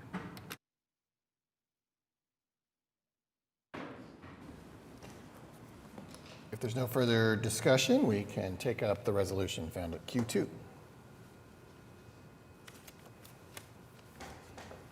We have a motion and a second. Cast your votes. Passes unanimously. Okay, item R, 11R, is the master plan for the Maps for Beautification project. And maybe to remind everyone, this came forward once before. There was some pushback from members of the council, so staff went back to the advisory board, tried to get feedback from council, and is here again today to present it once again. That's exactly right. Couldn't have said it better. So we have Daniel Spurley here from CH Guernsey to take you through the plan. Thank you all so much for having me again today. I will try to keep the energy up because I know we've been here for a few hours, but it is really exciting to be able to bring this to you all. Here is just a quick overview of our team. So Guernsey, myself, and several others were the project managers, but we worked with several other sub-consultants as well. As a reminder, you had $32.9 million allocated to the beautification efforts in the MAPS 4 resolution. This was the project list that did come out of the resolution and the implementation plan. So there was about, I believe, 16 projects that were mentioned as possibilities, and our job was really to engage with the community and figure out how is this plan going to come to fruition and what does beautification within Oklahoma City look like. So we had 3,500 survey responses, which we were really, really happy with. It's a pretty astonishing number. We had 9 different pop-up events throughout the engagement period. And then we also had over 24 different organizations across 3 different focus groups, all to really get different and varied perspectives on what beautification looks like and means to people across the city. So then, as we moved forward and started to ask more targeted questions, we had 2 different public open houses where we allowed all of the public to come and ask questions about the strategy, the plan, offer feedback on some of the different concepts and ideas that we wanted to see come to fruition. To give you kind of a big picture overview of the engagement, we asked a lot of different questions just to kind of hammer down. Beautification is complicated, and I'm sure each one of you has a varied perspective on what it looks like to you. And so part of our process was really trying to find that common ground and to find essentially a place where we could start. Oklahoma City has a long way to go for beautification. I think that is something that we heard, but there's also a lot of pride in the things that we already have in our city. So some of the things that we found interesting were we had a lot of people respond that destination type areas, so like our Myriad Gardens, Scissortail Park, these are places that people love and enjoy and take a lot of pride in, but then we also have our local districts. And what was interesting is to see that most of these are more tourist driven, but then we started to have questions where people really desired to see things within their own neighborhoods, along the streets that they travel every day, within those local districts, and people to feel like it's personal to them and personal to their ward. So within that vision strategy, we had 2 different concepts that we felt like were really at the center of this. So creating people-centered places. So this is really putting the citizens and the people at the center of each of our projects. and then also looking at beautifying connections between these places. I think we can see from some of the responses that we had earlier on, they love the local districts, but then obviously in that resolution, we also had a call for more public art, more low maintenance landscaping along arterials. So really to give people kind of more opportunities than within these kind of concentrated areas. So then for the beautification principles, so to fit within these 2 vision strategies, we have 5 different principles, and within each of these principles, we developed a list of physical interventions that kind of embody the purpose or the goal of each of these. So really wanting them to be people-focused. We want to see people's access to them, people's ability to interact with them, really put at the forefront.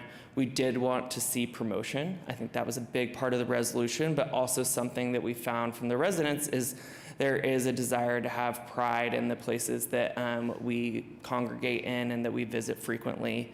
But we also know that there needs to be a purpose behind it. So that in order to find that common ground and that relationship across these wards, there should be a purpose and an intention behind the projects, not just, let's go and make this look a little bit better. Let's involve the community. Let's think about what it looks like to them. Sustainability, this was a really big one. In some of our engagement, we heard that safe, walkable, and green infrastructure were some of the big things that our community wants to see in our beautification efforts. So making sure that that's sustainable for years to come is a really important part. And then again, that connection piece. So that's not just physical, but also kind of an emotional connection and allowing more relationship building opportunities. So from here, I'm going to go into our proposed projects. This is going to look a lot like your resolution map. There's a few discrepancies that have changed. So one is that we removed the bridges over the river. They are part of ODOT's plan and also part of some other capital improvement projects that didn't make sense to allocate further dollars to those. And then some of this was also just narrowing down the scope of the locations to kind of come up with a more targeted idea of what it could look like in that area. I'll start walking through our first phase of projects. So if you remember, we are currently in phase 1. So adoption of the plan is going to be in phase 2, and that's also the project list. So at the bottom of each of these pages, what you're going to see is those ingredients that I talked about. So these are the beautification principles or the physical interventions that we think will help to push these principles forward and really create some memorable projects across the city. We have Route 66 as one of our first ones. Very timely, we're coming up on the centennial, so we felt like this was a great opportunity right here at 23rd and Classen. This is kind of the intersection of the original route and the Route 2, so I'm sure many of you are familiar. There's a lot more than that. But this is an interesting opportunity where we do have the Gold Dome, which is an incredible landmark for us, but we also have the milk bottle right there on Classen as well. So this will give you an idea too throughout the plan of the scope and the variety of recommendations. We did not want to limit the design process, so part of the master planning process is developing that scope, figuring out the logistics of what each project needs to contain, but then we don't want to limit the designers and the community to really think of how that can become their own project also. So there's kind of a low-cost option to a higher-cost option within each of these projects to show that variety and the possibilities that we would like to see. So also within this next phase, we have the Bessie Coleman Gardens and approaches. You can see here, we're asking for interactive components, whether that's a interactive garden, a sensory garden, native landscaping, tree, canopy, signage, lighting. We believe these are all going to be really important things to really bolster that first impression that we have from visitors, especially within the airport surrounding area. So you can see another approach here, and I'm going to keep going through these a little bit faster and stop on the ones that are a little bit newer. There is some variety across these projects that even though they might be similar in terms of being a corridor along a highway, contextually we did identify some different opportunities in terms of whether it should be creative lighting focus, or maybe it should have more public art, maybe it should be landscaping. But again, those are things that we did not want to limit in this phase. And so we've created a recipe of the things we would like to see, but that will ultimately be determined by the design teams in that next phase. Another really exciting one in this first phase, so Reno to Eastern, Bricktown to FAM. So this is going to be a great opportunity for us to really improve this corridor, improve the connections between Bricktown and that First Americans Museum, but also knowing this will be a prominent exit for a lot of people visiting over the summers and for our upcoming events.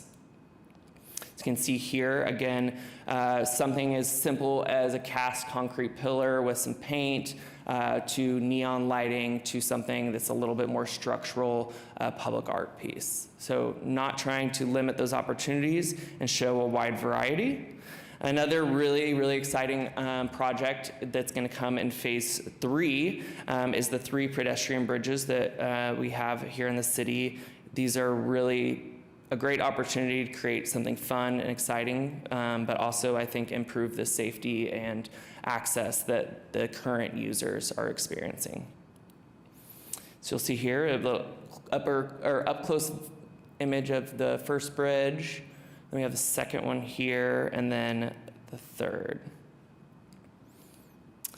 Give you an idea here of the different pedestrian bridge opportunities. So we have something on the bottom left there that is actually yarn. So it's a yarn bomb is what that's referred to as. Definitely more of a temporary kind of low cost installation. Then we have actual pieces of art that have been hung along a chain link fence, and then also colored kind of plastic pieces that can be adhered to a chain link fence and really quickly change the image of that. And then city entrances. This was one that we had a lot of topic of conversation around, and that the resolution didn't identify where exactly those entrances should be. And through our conversations across the wards, we really felt like it would be an important opportunity for us to improve each gateway and the signage that's been there. We have a really large city, and there's a lot of land to cover, and there's a lot of people that live towards the outskirts of our city limits or towards the edge here that still really identify as being an Oklahoma City resident. So we felt like having these at each of those really prominent entrances gives everyone the opportunity to be reminded of where they're from and give them some pride in their individual ward. This is another one that's pretty exciting. It does not have an exact location, but we have determined the things and the recipe that we want to see go along with it. We ultimately want this location to be determined by the community. So we have identified some opportunities for where that would be in the stakeholders that might have interest in it. But in this next phase and in the design phase, that ultimate location would be determined in that phase. We have the Clara Looper corridor entrances. So we have both the east and the west. So you'll see here, this one looks towards the Capitol. We obviously, I think most of us are familiar what's currently there. Definitely opportunity for us to improve that, to make it a little bit more notable. I think sometimes they can be passed by and not seen. So we definitely think that this opportunity to pair it with other improvements and other projects along the corridor, that this will be a really beneficial project. You can see here some of the options that we've suggested: low maintenance landscaping, painting, murals, again, looking at some of those bridges and some of the things that could be adhered to them to improve the facade. Another one, the I-40 and Council Road, so a little bit further out here, but also a really prominent gateway near the Oklahoma City outlets. We definitely see this as an opportunity for creative lighting, to really look at this as another gateway, but doing something that's more artistic and unique to the city. We also have I-44 Portland-Classen. I believe most of us have probably traveled this at some point. Again, we have a lot of chain link fences along our ODOT right-of-way that are really desperately in need of attention.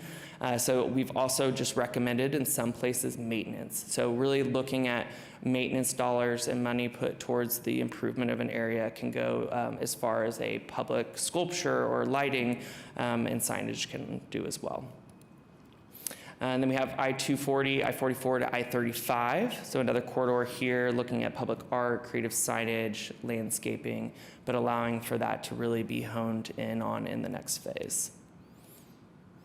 So in conclusion, I've got a summary of the budget here for you. And just as a reminder, in the first phase, which we're currently in, there was the purchase of the land at Northeast 23rd and Martin Luther King. And then that has also included about, I think, $5 million that was dedicated to the ongoing maintenance fund. So the remaining dollars are seen here, and we've broken those across the remaining 4 phases. And the 1 million in trees, I think it is worth noting, since we didn't hit on that, is that we've put that towards the last phase ultimately because we want to work with stakeholders and groups within the city to identify who's willing to take over ownership and who's willing to take care of the ongoing maintenance of these trees to make sure that they do last for the considerable future. And I believe that is all I have for you. So I'll take questions. If I may add like some big picture context before we go to questions. As you know, I made the presentation on this in 2019, so this was something I took some ownership of. And I think it's just always important to understand that, so this started, as you said, with $30 million, 5 of which was for permanent beautification staff, 5 of which was for the acquisition of the northeast corner of 23rd and MLK, 1 of which was for trees. So you had 19 left over for projects, and then we added a couple million, $2 to $3 million after receipts came in better than we had projected. So now we're around $20 million. Well, a streetscape project like we just did in the Britton District is a multi-million-dollar deal. I mean, we could only have afforded 3 or 4 of those in this $20 million budget. So that was never the intent. It was always very superficial. It's just the kind of stuff you just showed. It's some trees, it's murals, it's public art, lighting, very superficial things that make a big impact. I think that those dollars go a long way on the way that people experience our city, and that was the whole point all along. But it's just like sometimes I have found over the 5 years since that this project gets muddied a little bit and people don't really have the same idea of what beautification is that maybe I did when I wrote this resolution and brought it to the council. But it is still really at the surface level. I think that's why it was a great fit for MAPS, because it's the kind of thing that even though maybe it's not that many dollars, it's the kind of thing we always often have found historically hard to prioritize. So using MAPS as a vehicle to do that and spend that money where we have not been ever able to say, well, that's important enough for our finite resources was I think really great. But I just wanted to say that before we proceed into questions. This has always been about surface level beautification, which I think is very important and very impactful. But if we want to go beyond that into really transformational projects in certain areas, that might require moving some dirt and building some things and laying some asphalt, and building sidewalks, that kind of stuff really has to come through another mechanism. And hopefully we'll have some opportunities for that in the upcoming bond issue and other initiatives in the years to come. Any questions on this project? Thank you for your presentation. I will say I am disappointed to see some Ward 2 projects no longer here. The bridges that are part of Interstate 44 between Portland and Classen have been long the subject of emails I receive from Ward 2 residents in terms of public safety. And to be able to add some lighting and some public art, and I just took some notes during your presentation. When you all talked to people, they said they wanted people-centered places with purpose and connection, and for I-44 and Penn and I-44 and Youngs to be walkable, well-lit, safe corridors to connect to another very important place. Our previous bond just updated with the streetscape, 39th Street District. You have two major private developments, Penn Square Mall up the road, Oak right up the road. You have a bus stop right there at 42nd and Penn where kids catch the bus every single day. And you have homeless people living under a culvert there. Not safe for either people. So, you know, doing that sort of update there was very important. Similarly, the residents in Cleveland, Shepherd, Epworth, Military, Gatewood, Denton in your ward now, forgive me, Councilwoman, say that 23rd and Penn to 23rd and Classen, which in this beautification they called the OCU corridor, but I just call it 23rd Street. You know, it's just 23rd Street. And it's a very important street where a lot of people who live in those neighborhoods feel very disconnected from each other to cross that street. And when this was something that we put in maps for, all I could see was its connectivity, which again, your word, connection, to the Asian district, to the uptown streetscape that's coming. So it just made a lot of sense. So I'm disappointed to not see them here. I'm also disappointed that, you know, when we pulled this item from the Horseshoe, to my knowledge, I never received an invite to talk about why those projects might find themselves removed. That never happened. And I mean, I would have been happy to participate in a conversation about that, but that literally never happened. Meanwhile, I have been telling residents in Ward 2 in Shepherd neighborhood, Sequoia neighborhood, Military Park, Epworth, Belle Isle. We just got from David Thatch, who's been a Belle Isle resident and leader in their neighborhood association for years, reached out about homelessness along Pennsylvania and that bridge, I-44, and I told him help was on the way. This bridge is going to be part of it in addition to Key to Home. So it's just very disappointing to me. I would hope in the future when there are moments where council members have those sorts of concerns, a simple text message, a simple call, a simple coffee, same with the consultant, same with the MAPS office. I will always be there for those moments, and this was such a missed opportunity. So that's the sadness. I think the joy I have, and I really want to applaud, truly I want to applaud the planning staff for the city of OKC and the public works staff. For once I learned this news 2 weeks ago, I leapt to meet with them, and they met the challenge, and we started figuring out how we could, make right these projects. I have residents afraid, literally afraid, to go to the intersection of 23rd and Penn to get gas. Afraid. 23rd and Penn's 7-Eleven, blares opera music to keep homeless people from there. Whereas we could be and will be with the bond doing some, I think, incredible public safety improvements. So, I just really want to thank Director Miller, Director Butler, Chad Meisenberg, Max and Justin for really stepping in and helping me figure out, to the mayor's words, how I can do some of these connections when it comes to sidewalks and lighting, so that people feel safe from 23rd and Penn to 23rd and Western, and then those two bridges. And we're going to be able to do that. But I just wanted to say my gratitude to staff. Mayor, you took my call whenever I expressed my concern about it. I appreciate that. City manager as well. So it was a little bit of sadness and disappointment. Because again, I know what someone would say is like, yes, well, here was my intention. That's fine. Communicate that to me. That's all I'm asking, is have that sit-down communication with me. And you will always have that open hand of being able to say, I understand. But to not have that communication with me when I've been having this communication with neighborhood after neighborhood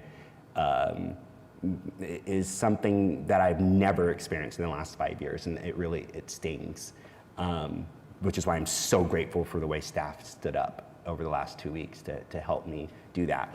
I'll be honest with you, I was going to vote against this today.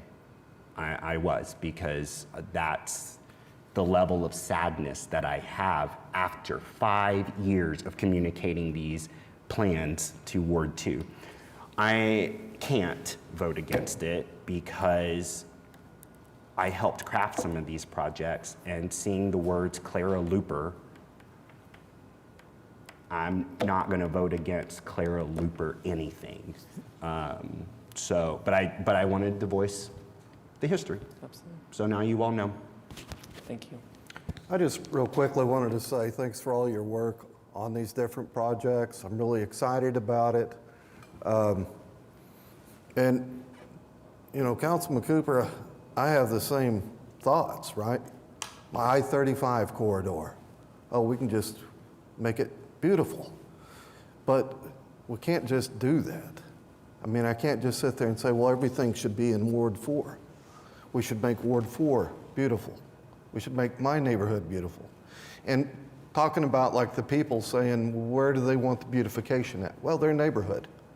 I get that. I would love to have my neighborhood, the beautification done there. But, you know, when we're limited with certain funds and we try to spread those around, the one thing I do like about this project is that a lot of it is major corridors. Now, I-35 doesn't count into it, but the rest of them, they're all major corridors. And I think that's good when people come to visit our city and they can see some more interesting things. I hear you. I would only remind everyone 23rd Street is a major corridor. Pennsylvania, a major corridor. And when I look at the beautification project, which again I will be voting for. Good. But let me remind you, I think I saw 23rd and Classen as the Ward 2 project. So, and when I just said what's going to keep me completely on board is a project that's not even in Ward 2, but the Clara Luper corridor and these bridges on the south side that I love. The FAM connection that I've advocated for up here, that's very important to me as well. So this is, I just want to, you know, you and I are really good friends. I just want to push back a little. This is not about some sort of selfishness of Ward 2. That's not what this is, and it's not about the I didn't say the words Paseo, it's not my neighborhood, you know, it's nothing to do with this. I named places that matter to my people, important corridors that matter to my people, so I just wanted to add that there. I would hate for someone to leave this meeting thinking that this was just a, you know, the Ward 2 show, so. Okay, any other comments or questions? If not, we can adopt the master plan. Thank you. Yep. Thank you for your work.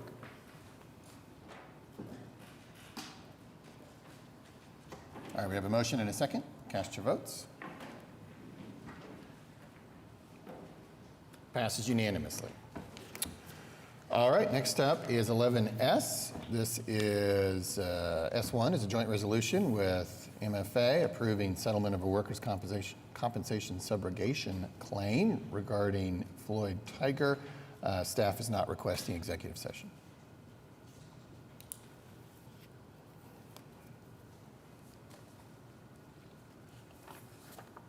We have a motion and a second. Cast your votes.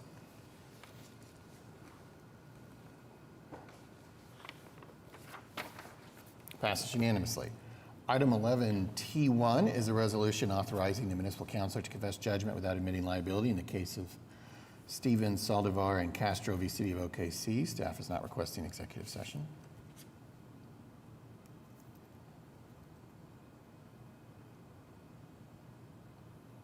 We have a motion and a second. Cast your votes.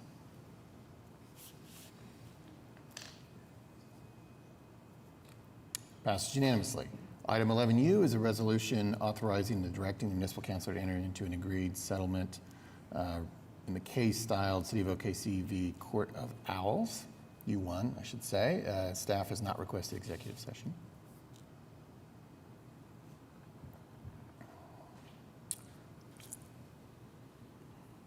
We have a motion and a second. Cast your votes. Passes unanimously. V1 is a resolution authorizing and directing the municipal councilor to enter into an agreed settlement and journal entry of judgment in the case of Harris, or City of OKC v. Harris. Staff has not requested executive session.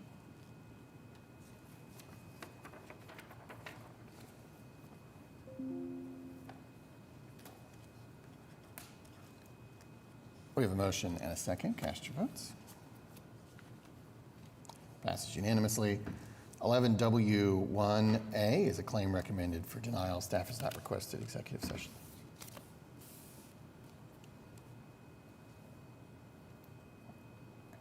We have a motion pending. There it is. Motion and a second. Cast your votes. Passes unanimously. 11X1A is a claim recommended for approval. Executive session is not requested.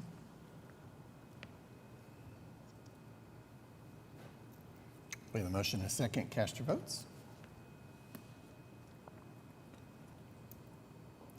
Passes unanimously. All right, that concludes votes for the day. We're now at item 12, comments from council. Ward 2, Ward 3, Ward 4, Ward 5, Ward 6, Ward 7. Yes. All right. I mean, sorry not to hear from you. All right, item 13 is citizens to be heard, and we have a few who have signed up. Rick Kelly? Nope. Ronnie Kirk?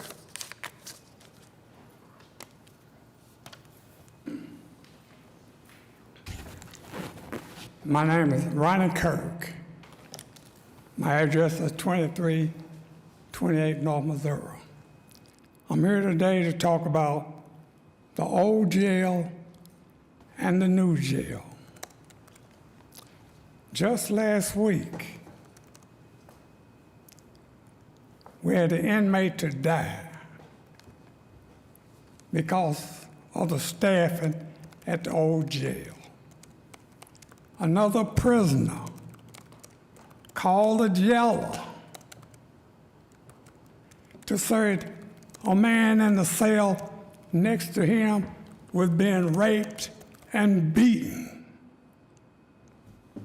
Within the last 3 weeks, we've had 5 people to die in our jail. Our governor and the senators come up with all these quick laws. The police department, just last week, they had a training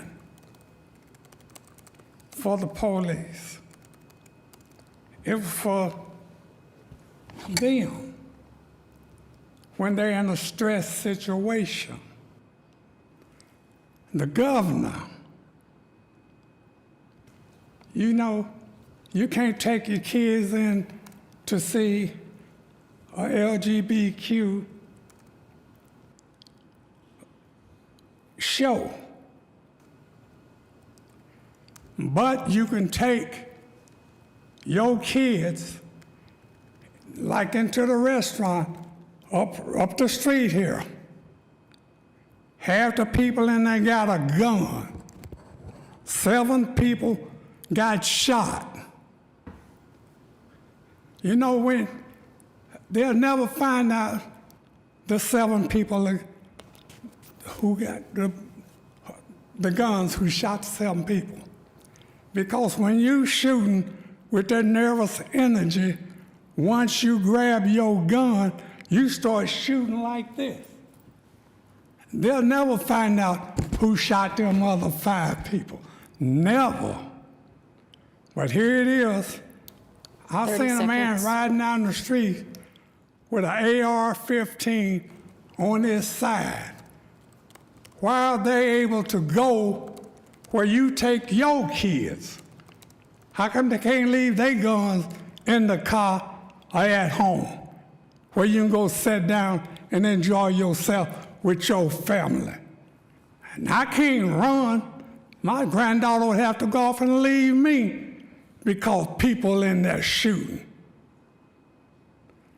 rescind that gun law. Have the people leave their guns at home. We finna get a brand new stadium built here in this city. What you gonna do when half the people in there got a gun on them, can't enjoy the game? Worrying about two people arguing, Mr. Kirk, we're over start time. shooting, Thank and you. everybody's running. We're over time. Thank you. Mia Kirk? Okay, thank you. My granddaughter got a video she wanted to share with us. Take it to her, baby. What? I don't know. There's no way to show that. Sir? There's no way to show a video, really. Well, it's not, she can't send it to your computer and you show we it. don't. We don't provide that opportunity. Well, how do y'all show other people? The council Just does let that. us know how to do it and we'll get it done that way next time we come in. Yeah, I don't think we'd be able to accommodate that. The council and the staff can show videos that, further our purpose here and our business, but we can't provide that opportunity for Okay. citizens to be heard. All right. But we all have email addresses and you can send a link or however you'd like to transmit that video and I'm sure everyone will see it. Thank you. Thank you. All right, so you don't wish to otherwise speak? Okay. All right, that means we have reached item 14, adjournment, and we are adjourned. Thanks.